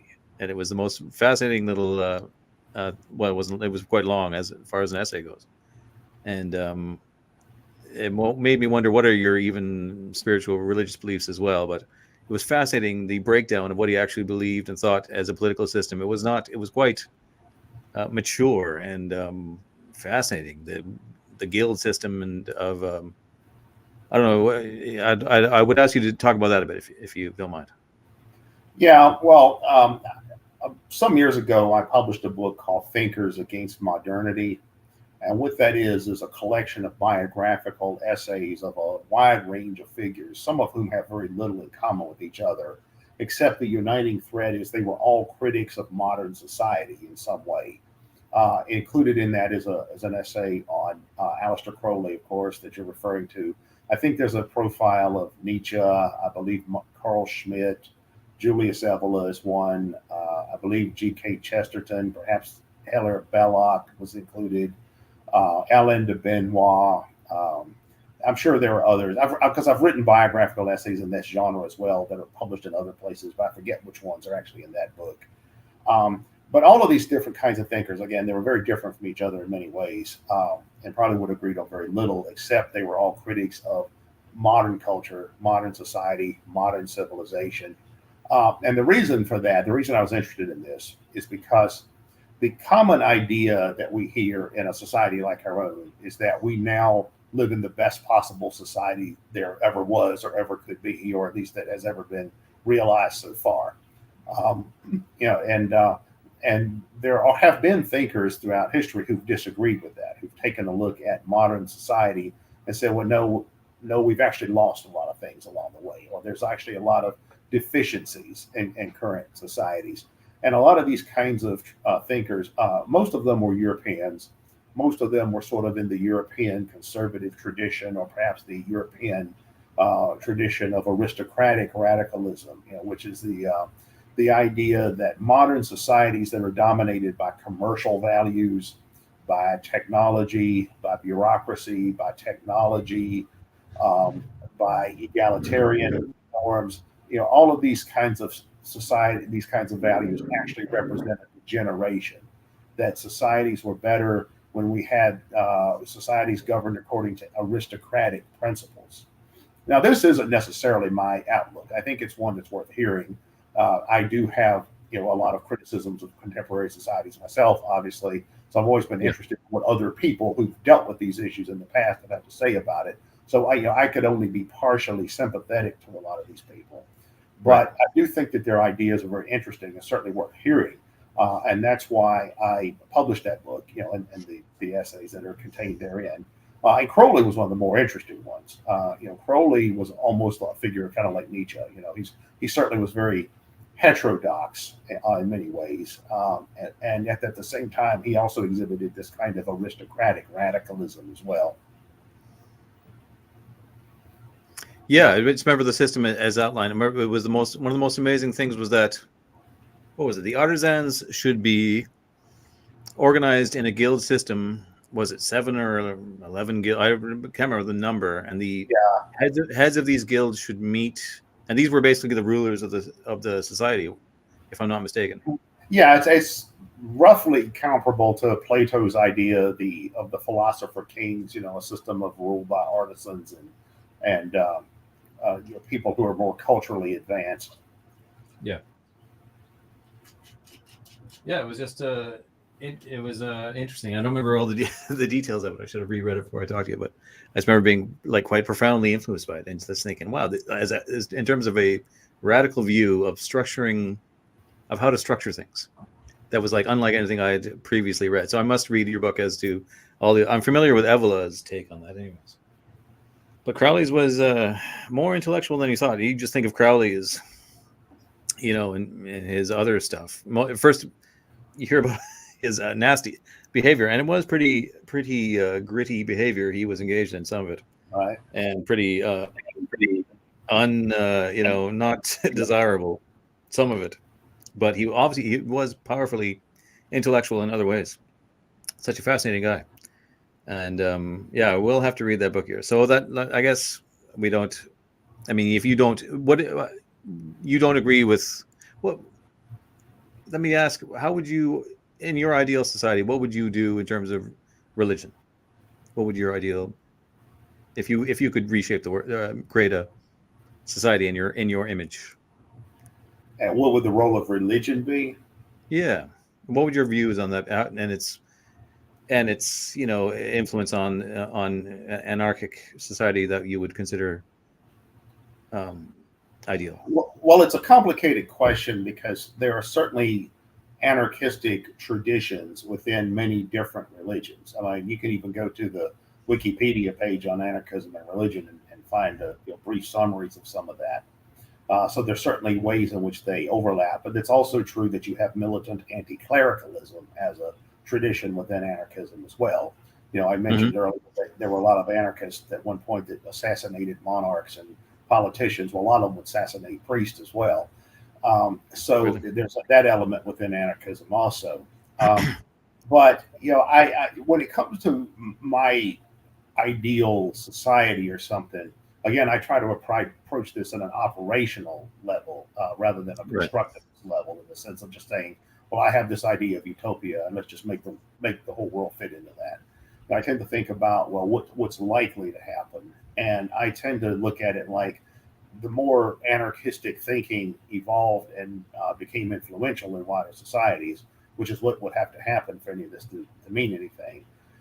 You would start to see societies that were organized in the ways that I was describing earlier. You'd see things like micronations, non-territorial governmental systems, decentralized political systems, voluntary communities, voluntary communes, associated. So you wouldn't see a faith-based value system involved in that in any way? Well, it could be. In some cases, it could be. In some cases, it might not be. See, I'm not a universalist. Right. I would say that right. in anarcho-pluralism on a meta level, on a meta political level, that could include an virtually infinite number of micro level arrangements. In the sense that you could have a Hutterite commune, or a Mormon community, or something like that. Or you could have a free love commune, or any number of things. So something could be organized along religious lines, but it wouldn't necessarily have to be. It could be anything. You could create a community, or even something like a city state, where the dominant value system is going to be Marvel comic books. And you could even have enclaves. Don't say that. Well, you could even have enclaves where everybody is required to wear the costumes of Marvel comic book characters or something if you want to be part of our enclave. All right. So you just have stuff like retro culture, like the stuff like retro culture that says they want to go back to the culture of the 19th century, like the Victorian era or the 1950s and that kind of stuff. And the more power, the more political power and economic power and cultural power are dispersed, the more options there are to organize these kinds of things.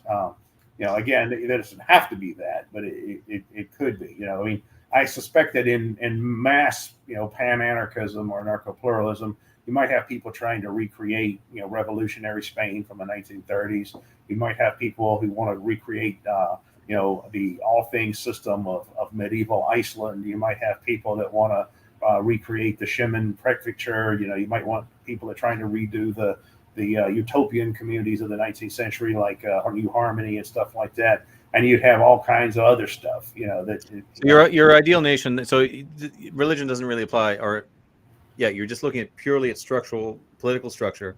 So your ideal landscape would be just basically a series of city-states. This one is like a permanent carnival. This one is like hyper-religious. This one does this, and this one does that, and each one treats itself the way and laws itself the way it wants. Yeah, but then there could also be interstitial components of this too, where they meet with each other. Like I'm not talking about something like a rigid separation per se. Like anarchist apartheid or something. It could be something where there's certainly cultural exchange or interaction as well. Again, you have think about all the microcultures you have in contemporary society. Think about all the youth cultures that are built up around different genres of music or fashion. Hippies, punk rock, goth, emo, metal. All that kind of stuff.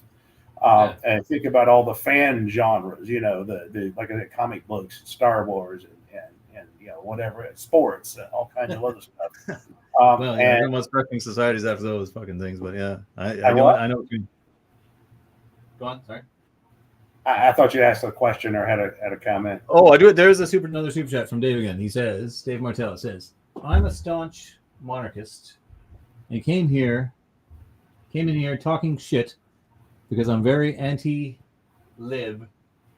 But this guy won me over. Well, Keith, he won over a new accolade. What's his opinion? What's his opinion on Nick Land? He says. I don't know enough about his work to really have an opinion on him that's particularly informed. As I understand, Nick Land is associated with what they used to call the neo-reactionaries, similar to Curtis Yarvin or someone like that. But I have a very limited understanding of that milieu and its basic ideas. So I'm not really qualified to comment on it. I don't want to comment on someone's work if I'm not familiar with it. Well, fair enough. And so let me, in our last little bit here, I've kept you for an hour and a half now. I do want to ask you what you think of the current situation in the West, particularly in America. Well, let's just stick to that. What would you call this system? What do you think will happen with it? And what, if any, do you see any opportunity for your kind of belief to ever flourish or come about through it? Well, when we talk about the West in its present form, what we're really talking about is the American Empire. I think a case could be made that the West, or certainly the European West, died in the two world wars. And what we've had since then is really I've heard some people on the right call it the GAE, the Global American Empire. And I think that that's a fairly accurate description. If we look at the European countries today, for example, Europe, the EU is just a currency union; it's just a trade zone, and it's under the NATO umbrella, which means it's really just a subsidiary or protectorate of the American Empire, and that's true of Oceania to some degree. It's true of the Pacific Rim, and so that's what we're totally talking about, the American Empire. As far as what I would call this kind of system. It's a number. It's a great. Excuse me. No problem. Shut that off. Answer it if you have to. Don't worry. It's okay. I can talk. No, I don't need to.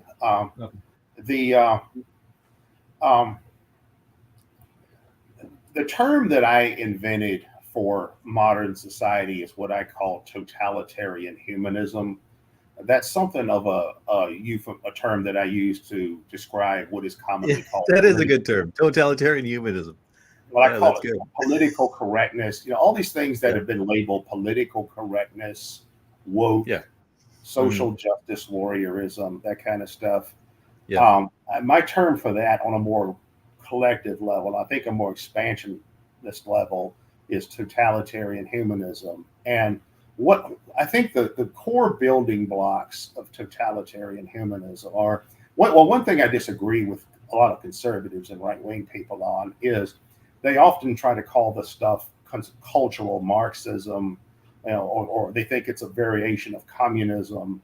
And I don't really think that's the case. I think there are certainly currents from the historic left that feed into what I call totalitarian humanism, but it's really not that per se. And it's not the right either. Like, if you look at the building blocks of totalitarian humanism, I think one of them is simply Anglo-American Protestant culture and this kind of pietistic tradition that is rooted in that, that goes all the way back to, say, the German Lutheran pietism and English Puritanism. Now, all of that has since been secularized. Whenever I raise this issue, you have people that are more traditional Protestants say, "What are you talking about? We don't have anything to do with this." But I'm not saying they do. I'm just saying that what I call totalitarian humanism reflects a sort of, I guess you could say, it's a heretical form of Anglo-Protestant or Germanic pietism, that has been secularized and there's been multiple permutations in the process. I mean, you could go back to German Lutheran pietism, English Puritanism, American Puritanism, and then you have things like transcendentalism and Unitarianism, and then the social gospel, and progressive Christianity, and then secular progressivism, and then the parallel to that, the public administration state, and then the managerial revolution, and the emergence of the new class, and all these kinds of things. But the cultural flavor of that, I think, is a type of Anglo-American Protestantism. That's why this woke stuff has taken root in historically Protestant countries to a much greater degree than anywhere else, although it's spreading to other places. And then that's one thing. Then another thing is capitalism. I would say capitalism has done more to contribute to the development of woke than communism, in the sense that the feature of capitalism in a social realm is ruled by the merchant class. Mm-hmm. What does the merchant class want? Is the merchant class inherently conservative? I would say no.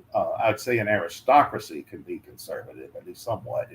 But a merchant class is always looking for new markets, new sources of labor, and all of that. There's nothing conservative about any of that. Like Karl Marx in the Communist Manifesto talked about how one of the major impacts of capitalism in the 19th century is that it broke down traditional societies and it uprooted traditional cultures, and there's nothing conservative about it. And that, in fact, a lot of European conservatives are actually critical of capitalism for that reason.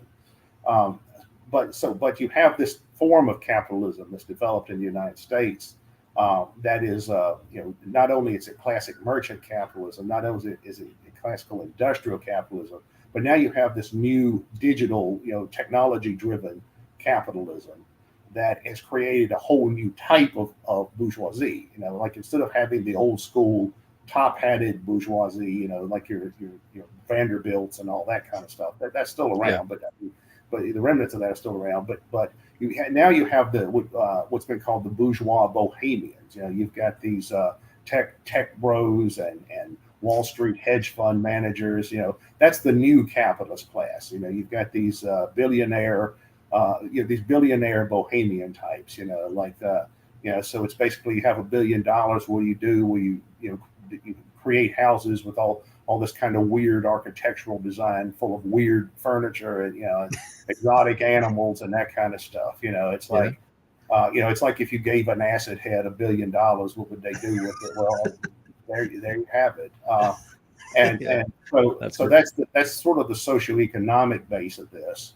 Right. And then a lot of the elements of woke, I think, are a reworking of what used to be called the white man's burden.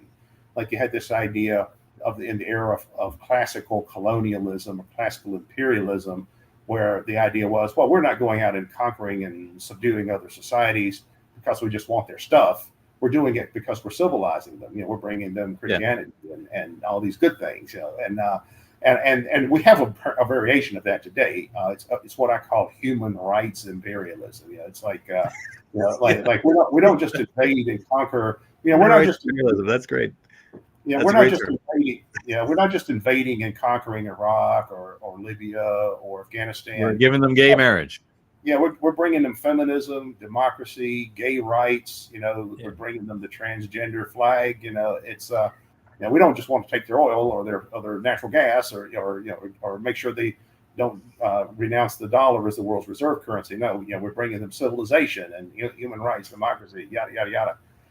Yeah. Of course, there's that meme that I've seen circulated on Facebook and places like that. You've got a bomber that's got like a rainbow flag on it. It's dropping bombs. It's got BLM banners and transgender flags and stuff on it. So you have this. That's just a reworking of classic liberal imperialism, as that's another cornerstone. So these are really the building blocks of what I call totalitarian humanism, this renewed liberal imperialism, the digital capitalism, sort of secularized Anglo-Protestant pietism. And then, yes, it's true that you have these leftist cultural currents that flow into that, but they're not really the ocean. Like the woke ocean is what I just described. These other things are just streams that flow into the ocean. Let me just ask you this, because I had this problem. I posted an Evola quote about Americanism being essentially more insidious than communism on Twitter recently. And I got all these responses saying, no, that's not it. It's that Americanism has been infected with communism, with critical theory and so forth. So, because you're agreeing with Evola and with me, and I was like, there's many things I can list. Critical theory is only one artifact of the many long list of problems with what we might call, as you say, what did you call it? Imperialist humanism, or this totalitarian humanism. What Americanism sort of means today. There's much more to it than the infiltration of Yuri Brezhnev communism. Right. That's an argument they make. It's not, it was a strong enough argument that I had to think about it. And I was like, well, what would you say to that? Let me just ask.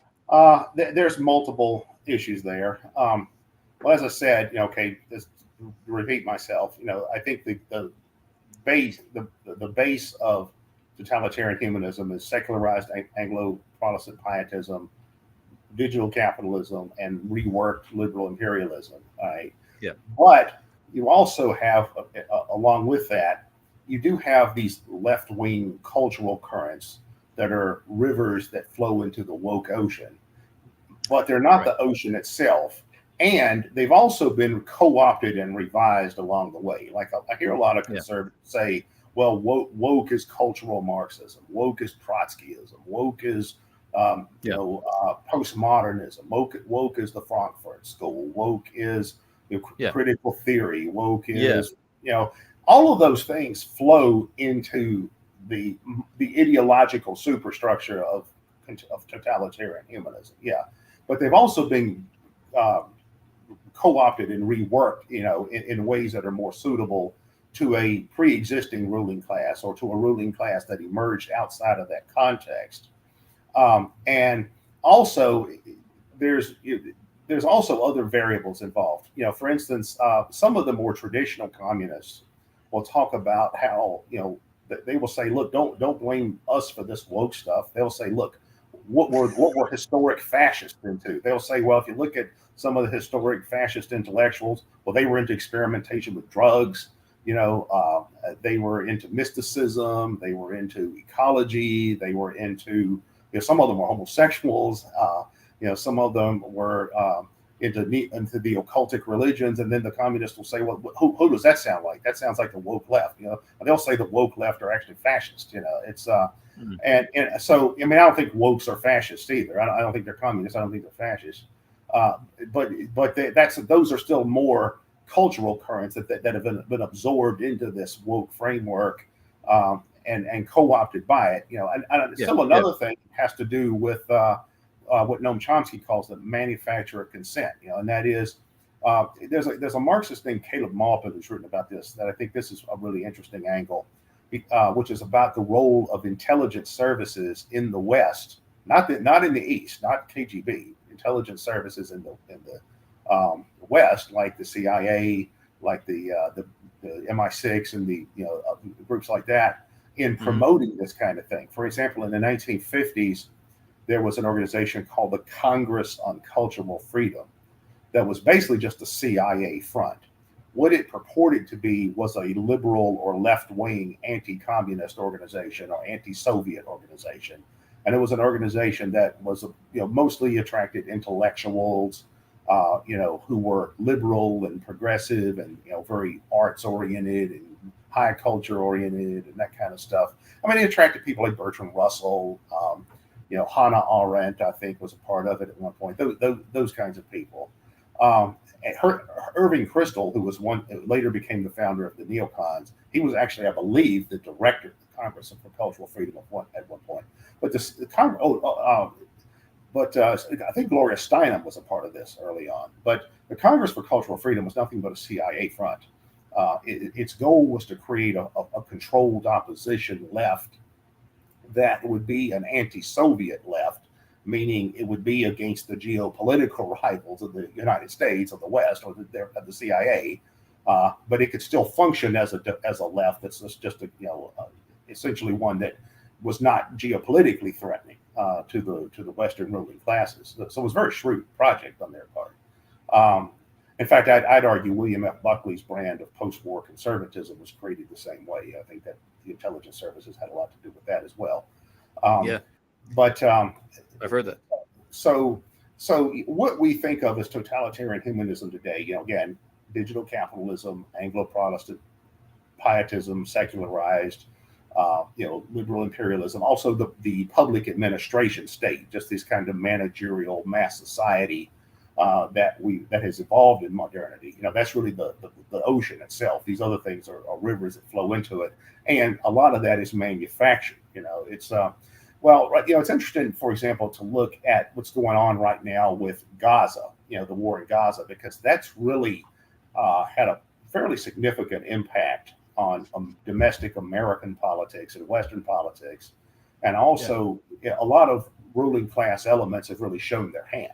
It's because on one hand, I would agree with those who argue that what's happening in Gaza amounts to war crimes, genocide, ethnic cleansing, and all that.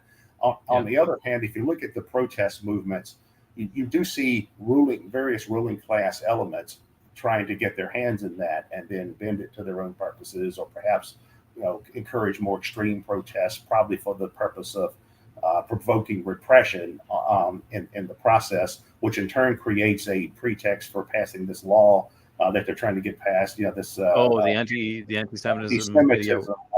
Which is it's obvious the long-term goal is to bring the European-style hate speech laws to the United States. So and the ruling class, the intelligence services, the power elite, they do that. They will deliberately create fractures in society, and they will deliberately create upheavals, and then they'll use that as a means for fueling a moral panic, which in turn can be used as a pretext for state repression. So that's we've seen some really interesting examples of that in recent times. Yeah, so that's interesting. So you, in terms of where you think it's going, or would you have a prediction as to?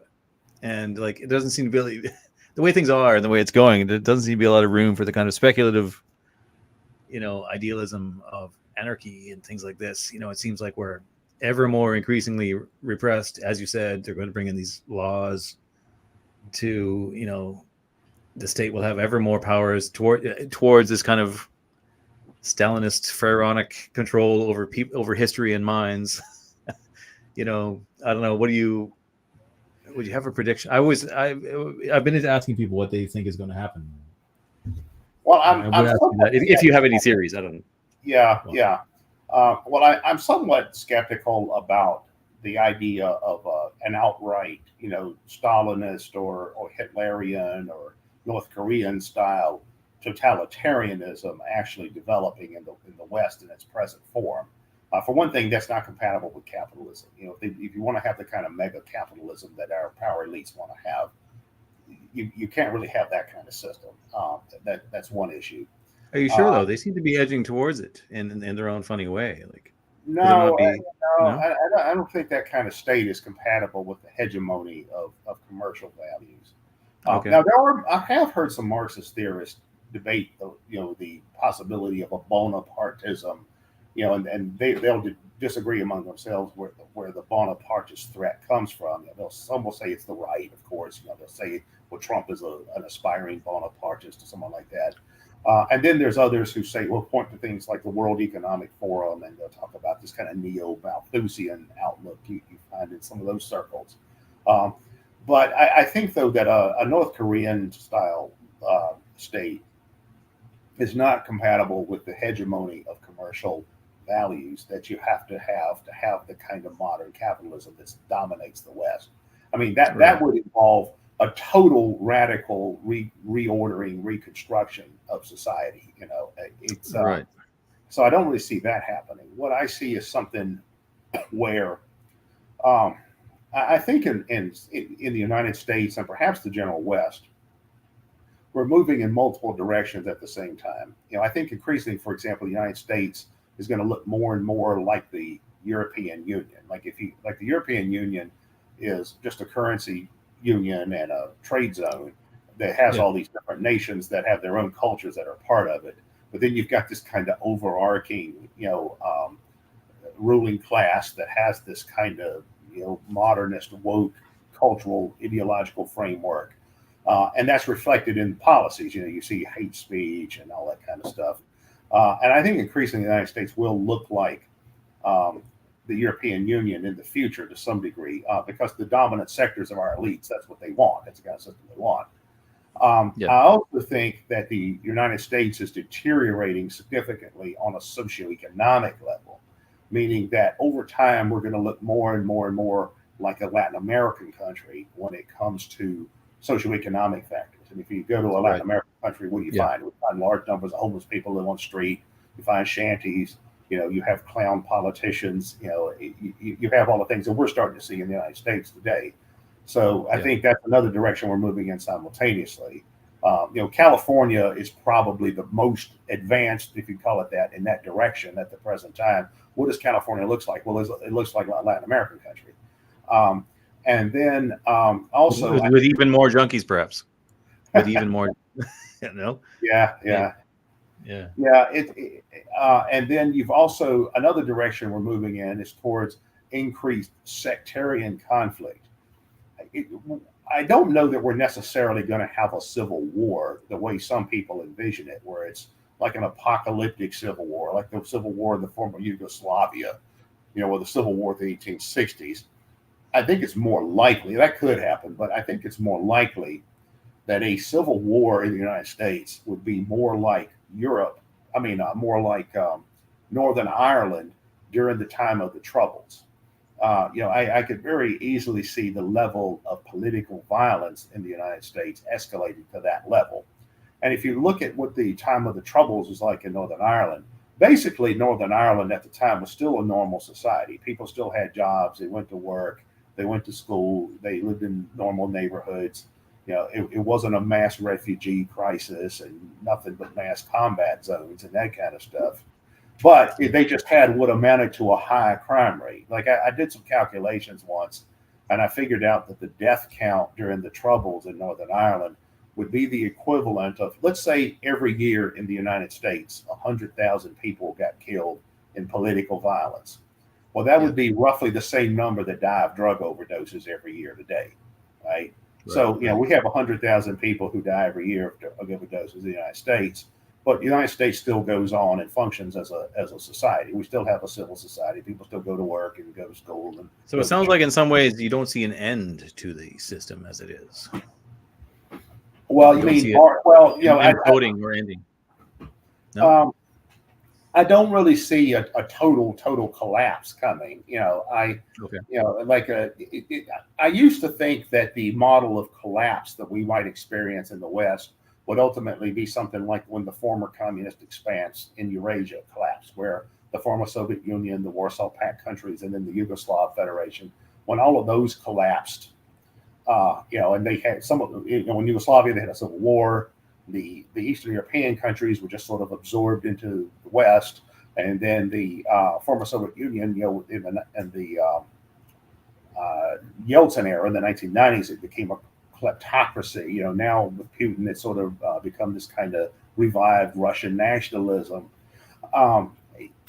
whether the West will experience a collapse on that level, I tend to be somewhat more skeptical of. I think that the West probably has more resilience than that. I think that more likely we're going to see something like just sort of the equivalent of a pan-European Union with internal social conditions and socioeconomic conditions increasingly like, Latin America, the global South, and with high levels of instability and internal violence like Northern Ireland during the time of the Troubles. Recently, somebody pointed to me the example of Colombia in the late 1940s, which I thought there was some interesting parallels there as well. So it sounds like almost the most hellish outcome imaginable in some ways. The shopping district will expand and continue while getting more chaotic and dangerous. Yeah, basically. well, I don't think that's too far off the mark of what's likely to happen. Yeah, it's all right. As what about far the wars, though? What about the outcome of the wars? We're at wars in these different fronts. What if they are? I know a land invasion of America is almost impossible and all this, but like certainly it would take severe blows to like outright lose some of these wars they've started. No. Well, I think that in Eastern Europe with Ukraine and Russia, I think Russia is going to be the one that comes out, holding the trophy at the end of that.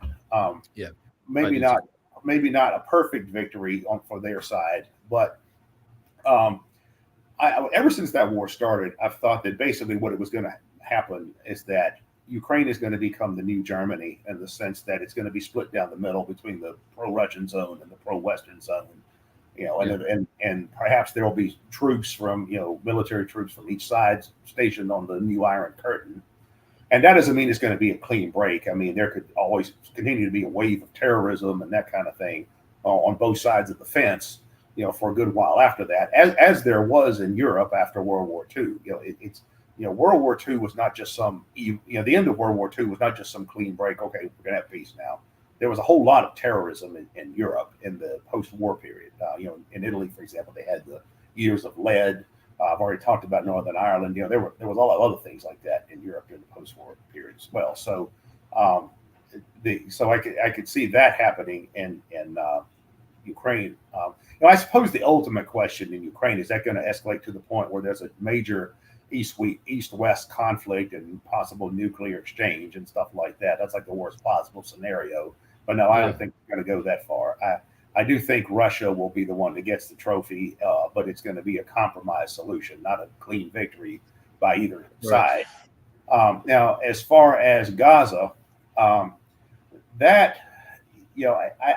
think that that's probably a more serious situation than what's going on in Ukraine, because the American ruling class is much more committed to the defense of Israel than to the defense of Ukraine. I mean, if you look at the American ruling class opinion, you see that there's actually a division on Ukraine. Some of them care less about Ukraine; others think it's a major issue. But there's a far greater consensus about the need to defend Israel. Interestingly, the Gaza war has become much more popular in the West than the Ukraine war. And in many ways, it's a situation. It's almost like we're back in 1968 again, because Gaza is like the new Vietnam. And you have the left. The left of Democrats are protesting a sitting liberal president. Like Biden is the new LBJ now. I guess we could say Trump is going to be the new Nixon, perhaps. And another coincidence or irony is that the Democrats are actually holding their national convention in Chicago this year, like they did in 1968, where you had the infamous riots that led to the Chicago conspiracy trial and all that. Why would they do that? It's going to happen all over again. Yeah. What's and so, my take on the Gaza war is that I agree with the critics of Israel who say that Israel is committing war crimes, ethnic cleansing, plausibly genocide. You said no, or no? I agree. They are. Yeah. I believe they are. Yeah. And what I think Israel's goal is this. I think Israel's goal is to use 10/7 as a pretext for ethnic cleansing of Gaza and probably the West Bank as well, by forcing the Palestinians into either Egypt or into Jordan. and then they want to resettle those territories with Israeli settlements. And in the case of Gaza, the Holy and send the Palestinians to America and Europe as well on top of Oh yeah, they said that. They said they want to do that. Yeah. And then they also want to seize the oil and gas resources that are in Mediterranean off the Gaza coast. I think that's the Holy Grail and all. But what's interesting about it is that they're not easily winning that war, as people thought they would just walk through it. Oh yeah, I mean, yeah. Israel has shown itself to be far more, far weaker than people often thought it was. Yeah, well, I also think they want to expand beyond Gaza and the West Bank. The kind of people who now run Israel are ethno-nationalist and religious fanatics who think they should control all of the land that they consider to be the biblical promised land, which is from the Nile River to the Euphrates River. So basically northern Egypt all the way up through Iraq. That's what they think they're entitled to. In fact, one of the high-ranking officials in Israel recently gave a speech where he was posing with a map showing that, saying this is our goal, So I think that now, of course, to do that, they're going to have to fight about 10 other countries or more in the process. And I think Israel wants the United States to ultimately be the one that does the fighting for them. I mean, as you pointed out, they're getting their asses kicked in Gaza. So, if they want to fight Iran and Yemen and Lebanon and Syria and Iraq, and to get everything they want, they're going to have to fight basically Turkey. Russia. Russia. And probably China and Egypt and Saudi Arabia in the process. China and now that doesn't mean they're going to get all that. But I think that's Israel's goal. And it's interesting to see how that's playing out in the West. You're seeing not only these mass protests, but you're also seeing a lot of the divisions in the Western elite coming to the surface, and a lot of the divisions in Western culture coming to the surface. One major influence on my thinking as far as American politics is a book that was written back in the mid-1970s called The Yankee Cowboy War by Carl Oglesby. And what a great title. I'm just the title alone, I'm dying to read it. What it's about is that it argues that the major dividing line among the American ruling class is between the so-called Yankees, which is the Northeastern establishment, the traditional Northeastern banking, merchant, Oriental establishment, the Rockefeller, Vanderbilt, Kennedy, Morgan interest. And then the Sun Belt, which is basically the West, the Southwest, which in the post-war period came to involve arms merchants and your standard Midwestern Chamber of Commerce types and all that kind of stuff, manufacturing, like Coke Industries, for example. That's the primary dividing line in the American elite.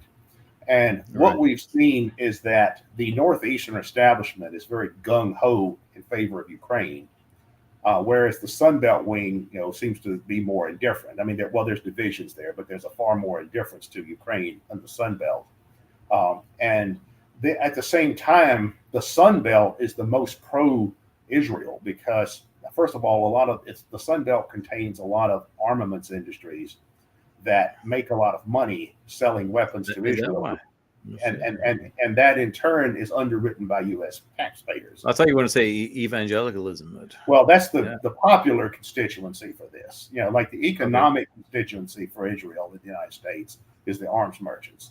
The religious constituency or popular constituency or American evangelicals who have this weird, set of theological views about Israel and all that.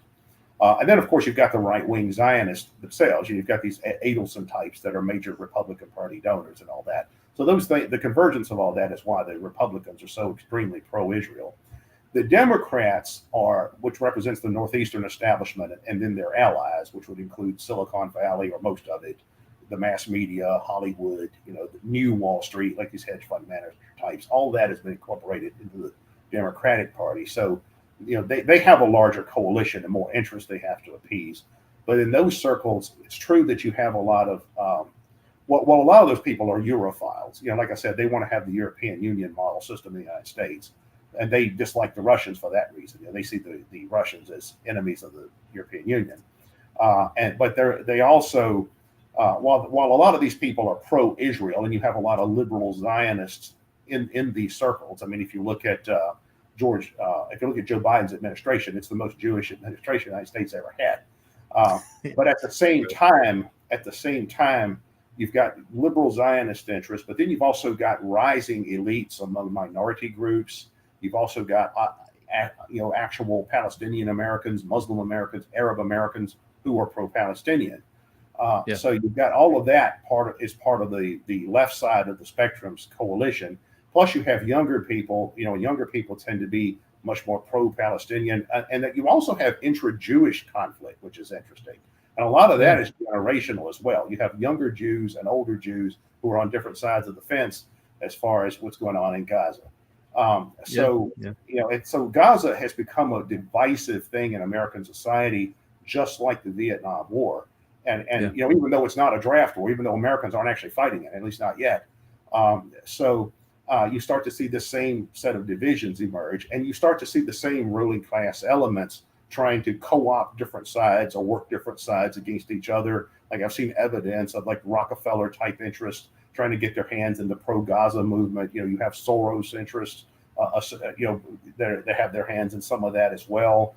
Obviously you've got Muslim elites that are Western Muslim elites that are pro-Western. These are liberal Muslims, but they're anti-Israel. I mean, they're not Wahhabis, they're not Salafis, but you have more like Muslim Brotherhood types, that kind of stuff. And then you've got the Zionist counterparts on the other end of the spectrum. You have that in all ruling class factions, but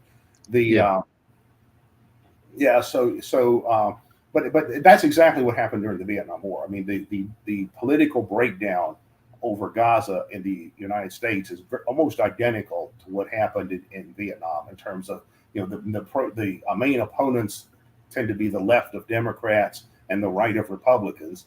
And then you also have a huge generational divide and all of that as well. So if that's the example, that doesn't bode well for the Zionists, does it? Would you say? Well, what's interesting is that the Zionists are overplaying their hand. It's amazing how the Zionists are overplaying their hand with this, because it's almost like the Zionists are saying, well, of course we know the Jewish conspiracy is a myth, but let's make it real. That's really, I mean, somebody could get that impression from watching what's going on. Like you for example, you have the American foreign policy, American State Department spokespeople saying, "Oh no, Israel is doing everything they can to prevent civilian casualties," and then you have on the Israeli top officials saying, "No, we're not," and then you have the protests are all being blamed. The protesters are being smeared as closet Nazis or something like that. Even though you have Jews as their among their leadership, their comments are so stupid. It's like, it's like, it's associating the college thing with what was one I read? I can't remember what they tried to associate with. It was the most ridiculous thing I ever. Well, no, they've tried. The Zionists have tried to associate the campus protests with the Nazi youth rallies of the 30s in Germany, where they were, beating up Jewish professors and burning books by Jewish authors and that kind of stuff. I mean, well, those books, most from what I've learned since, it was mostly there were some spicy books. Yeah, I mean, there were some spicy books in this play. Books on transgenderism and things. But anyways, we won't. And now you have with this anti-Semitism bill that came out. It's like. I think that strikes me as a calculated move by the power elite to try to bring European-style speech control laws to the United States, and they're simply using allegations of anti-Semitism or disdain for the campus protest as sort of a pretext for bringing that in. Although even some conservative types have caught on to that, because So if they're showing evidence, the elites, of doubling down on this kind of thing, would that not suggest that possibly they're going to go into a full Stalinist, do this or else go to jail kind of thing? They could, outright oppression. They could push things a lot further before you have a full Stalinist state. I mean, I'm thinking it would be more like the hate speech laws you have in a lot of European countries. In a lot of European countries, if you are if you express opinions that are considered, overly istist or ismist or phobic or something about this or that thing, you can go to jail. And I think they're trying to bring that to the United States. But if that's still not the same thing as Stalinism, I mean, that's a whole new level of repression. Yeah, you don't think they're willing to go that far? Well, as I said, it's not that they're unwilling. It's not that they're just too nice for that. It's more a case of I don't know that is compatible with the kind of commercially oriented society that they want to have. Right. You said that before. You're right. Yeah. So the level of restructuring that they have to do would be too intense for them to manage. Yeah. And it was possible in the communism because things were structured according to whatever the party said, basically. Right. To the point of utter nonsense, as you could see with like Chernobyl and things like that. Yeah, with that kind of system, you have like a military command system that's basically running the economy and the wider society. Right. You couldn't have a system like that and have the kind of society where commercial values are hegemonic in the way that our own system is. Right. The one thing I want to say is that the mainstream of woke people, politically correct people, or these anti-Semite types who want to have all these hate speech laws, I don't know that they're as comparable to 20th century level totalitarianism as much as they are to past generations of busybodies and nanny status that you found even in countries like the United States. Like the United States in the 1950s, you had people that wanted to ban comic books because they encouraged juvenile delinquency. Of course, there was alcohol prohibition. We had the Red Scare, that kind of stuff. I mean, you found repression on that level in a lot of Western style countries without becoming full modern style totalitarianism, like German National Socialism or Stalinist communism or Maoist communism. So it's important, I think, not to exaggerate and because I think it weakens the argument in the long run.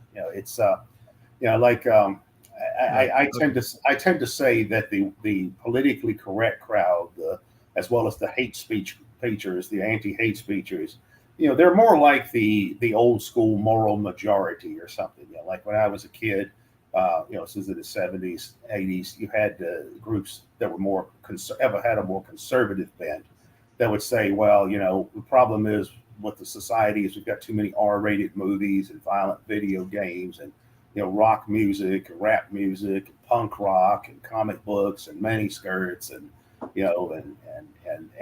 that. That's true. That's true. But I do think they're a little bit more devoted to this present cause than they would be to stuff like that, as well. Well, those people were pretty devoted. I grew up around a lot of people that were into those kinds of movements. They were pretty devoted to it. They just never achieved the kind of cultural power they wanted.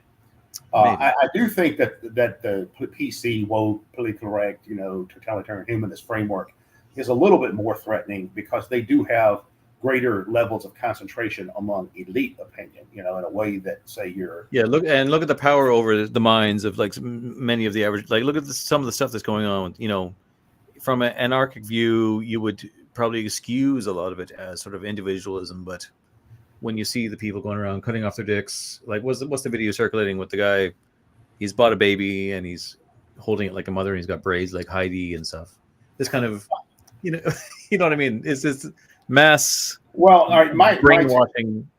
My take on all these things is usually never satisfying to either the left or the right. But when it comes to things like the transgender phenomena, what I see that as is sort of a modern cult of a modern version of pagan cults like Attis and Sidel and those things. Or you also had self-castrating Christian cults in past times, like in Russia, there was a group called the Slavs that was into that. Yeah, I remember that. Amazing.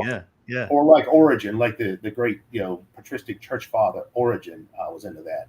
So what I see with this transgender phenomena is just sort of a modern self-castration cult. Now that may be ill-advised or something like that in many. Well, there's a mass support for it though. Maybe it didn't exist. There were cults before. This is a mainstream thing, right? I think what's going to happen with that is that it'll probably grow to a certain level and then level off. I don't really see that becoming like a state religion in the same sense that Christianity became the state religion of Rome.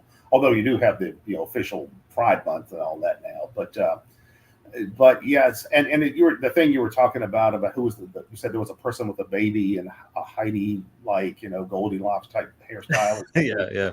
Yeah, I mean, I would just see all these as exotic subcultures, like tribes. Like if you go back and you look at the study the history of all the different cultures that existed in the world, and there's been an infinite number of those practically, and all their different kinds of beliefs, practices, and, what we call lifestyles, norms they had, religions, familial arrangements. I mean, you find all kinds of just stuff that seems really bizarre and outrageous, by modern standards. But I'm not necessarily likening that to what I call totalitarian humanism. I mean, like, I could see in the future, subcultures emerge that are into all kinds of just really wacky stuff. But that's different than a particular state system that has a particular ideological superstructure that is hegemonic and that powers a particular ruling class. So that's when I'm talking about totalitarian humanism. Like you could theoretically, you could be a transgender person and be a totalitarian humanist, or not be a totalitarian humanist. You could be they do go either way. Yeah. I mean, you could be any skin color, any religion, any gender, any general philosophical orientation. And in fact, what I call totalitarian humanism tends to cut across ideological boundaries. The right wing of totalitarian humanism would be somebody like David Fromm, like a hardcore neocon, a guy who wants to bomb the rest of the world into, Anglo-Zionist, gay feminist submission, or like the late Christopher Hitchens. The late Christopher Hitchens epitomized this. He was a former Trotskyite, turned neocon. Yeah. And he used to say we're going to bomb Afghanistan out of the Stone Age. I mean, he was the worst. I hate that. I mean, that's like the right wing of totalitarian. And I used to be a fan of him. At one point, I was a fan. I got into the atheism thing for a little bit, and I was like, I would watch his debates and be like, yeah, I get him. And I remember that. Well, the thing about him is that he, some of his atheist debates with some of these, evangelical apologists, I thought he owned a lot of them, because a lot of them just aren't informed. But when he debated more serious people about more serious issues, it was a story, and even religiously, he got owned a few times. I remember there was some Northern Irish guy that actually totally destroyed him once, and I was like, whoa. I don't remember who the guy was, but probably John Lennox, was that him? Could be, yeah. He's like an Irish. I think he's a Northern Irish Christian evangelical or something. He just destroyed him, and like immediately, like shut him down. It was amazing to witness. I remember that. But I remember being into him at the time, and I feel embarrassed about it now. But that he was, I believe he was a great fool. Yeah. His brother was better, at least. But and then you also have different sectarian groups within totalitarian humanism. This is something a lot of people miss, because it's just like, like I said before, in church, you have different churches with different beliefs and sectarian groups, even if it's all technically Christian or whatever.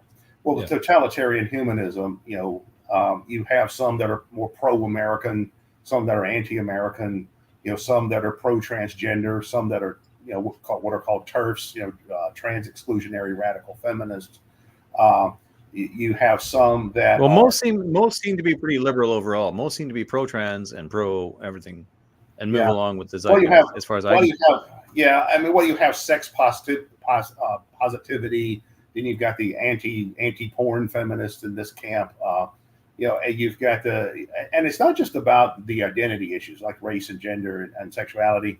I would say that health is just as much a part of totalitarian humanism as any of these identitarian groups. And also, I think ecology is an issue. And that has nothing to do with what your actual position is on individual ecological issues. But I do think that there's a sector of what I call totalitarian humanism that is neo-Malthusian, and is also treats ecology as sort of a neo-pantheism or neo-animism. It's right. And then that overlaps with what I call therapeutic statism.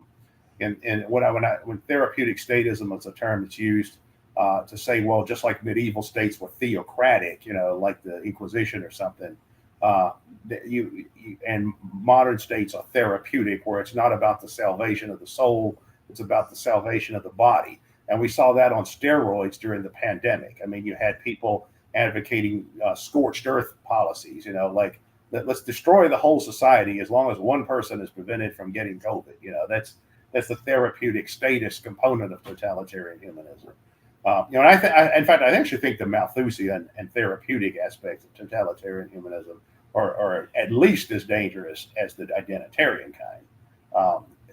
But in terms of the future, the kind of anarcho-pluralist model that I have developed is one that employs an ideological framework or strategic framework that I call pan-secessionism. And people get confused about what that means because they hear the word secession and they say, "Oh, well, you're a neo-Confederate then, right?" And like, well, no, that doesn't. With your smooth Southern accent.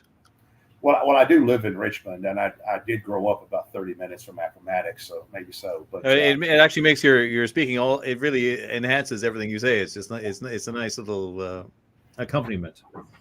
But no, pan-secessionism is the idea of withdrawal in a multidimensional level. Like it could mean territorial secession by towns, cities, regions, provinces. It could also mean general strikes in the economic sense. It could also mean creation of alternative infrastructure, what people call dual power. Could mean mass civil disobedience. Can you see that happening? Can you see that happening within, as you described, the encroaching economic zone with the civil strife? You can see that. Maybe, I guess you could see that. Yeah. Well, I don't know that it would be a unitary movement. It would probably be just a lot of different groups doing these kinds of things on their own. Springing out of chaos and doing their own thing. Yeah. Yeah. Well, one reason I wanted to interview the erroneous CEO that I was talking about early in the program was that I think his model is interesting because his idea of a nation of communities or whatever, rather than trying to force all kinds of conflicting and irreconcilable interests under the same political roof and just calling it democracy, I tend to lean towards the idea that it's better if different groups just go their own way and have their own communities and institutions and social systems and so forth. And that could include the entire range of philosophies, and they could include all the different hyphenated forms of anarchism or libertarianism or decentralism or anti-statism, the other kind of stuff I'm more into. But you could also have communist communities and far-right communities and religious communities and ethnocentric communities and ecological communities and It does lead. I do agree with everything I do agree with your system and model and what you say. I do think it also leads to a kind of permanent state of conflict, though more so than we have internally. But maybe that's fine. Maybe you have to live on the knife edge of permanent danger and conflict to have a unique community, and that's just the way the world works. Yeah, maybe that's how. Well, maybe this is the Machiavellian side of my thinking coming out, but I sometimes think armed peace is probably the best there is. But I'm very interested in older societies that have functioned in some way similar to what I've talked about. I mentioned that ancient Greece was a collection of thousands of independent cities. Holy Roman Empire was a collection of hundreds of principalities that had just sort of a symbolic. And within that there was the the Genoese Empire and the right. I mean, even in something like the Ottoman Empire, you had what they called the Millet system, where all of the different ethno-cultural and religious groups had some degree of autonomy and self-management, even though the Ottoman Empire was the overarching structure. Medieval India was like that too. They started to develop what they call personal law, which is kind of like a system of polycentric law. We have different legal systems for different communal groups based on their own customs and that kind of stuff. And even in shogunate Japan, for a time, you had polycentric governments where all of them were claiming to be the real, emperor or something like that. But what you really had was sort of like multiple competing governments. It's kind of like Coke and Pepsi and Dr. Pepper or something. It's so it's kind of like pick your diet government or whatever. So and there've been a lot of other systems like that historically. So that's kind of and then you have examples like micronations. You've got Liechtenstein and Andorra and San Marino and places like that. and you also have all these anarchistic communities I talked about in the past. So that's kind of where I am when it comes to political theory, on a metastructural level as well, and even on a micro level as well. And then that includes, what I call an all tribes approach, which means that all of these different kinds of things could be theoretically considered a tribe. Like either side of any issue can be a tribe. Pro-life is a tribe, pro-choice is a tribe. Right. Transgender people are a tribe, anti-trans is a tribe, TERFs are a tribe, and the idea is basically, peace through disassociation, or free association, which is another old anarchist concept. Yeah. Well, that's a great summary and a great way to end it, I think. And that, like, very, very fascinating, thought-provoking amount of information from you. I mean, excellent, absolutely excellent. So, thanks very much, Keith, for coming on and doing that. And I must get you on again, maybe to get your take on specific topics in relation to your views. Now that we know the breadth of your political knowledge, historical knowledge, is really quite amazing, I think. And I mean, thanks for doing that. And let's shut her down. What do you think? Yeah, good. Advertise wherever you are doing whatever. You got your books on Amazon and different places. Yeah. Well, if you want to know more about me, you can go to attackthesystem.com. Just like it sounds, attackthesystem.com. That's a news journal, e-newsletter that I am the chief editor of. And we carry news and commentary about contemporary events, as well as more theoretical stuff from all over the political spectrum, not just for anarchists. And but it's also a lot of anarchist material available from it, and a lot of my material, including ways you can order my books if you're interested in checking any of those out. So attackthesystem.com. All right, that's excellent. And there you go. So there's more to anarchism than you thought, chickens. And Keith has laid it out for you. Thank you very much. And I will end the stream. Goodbye.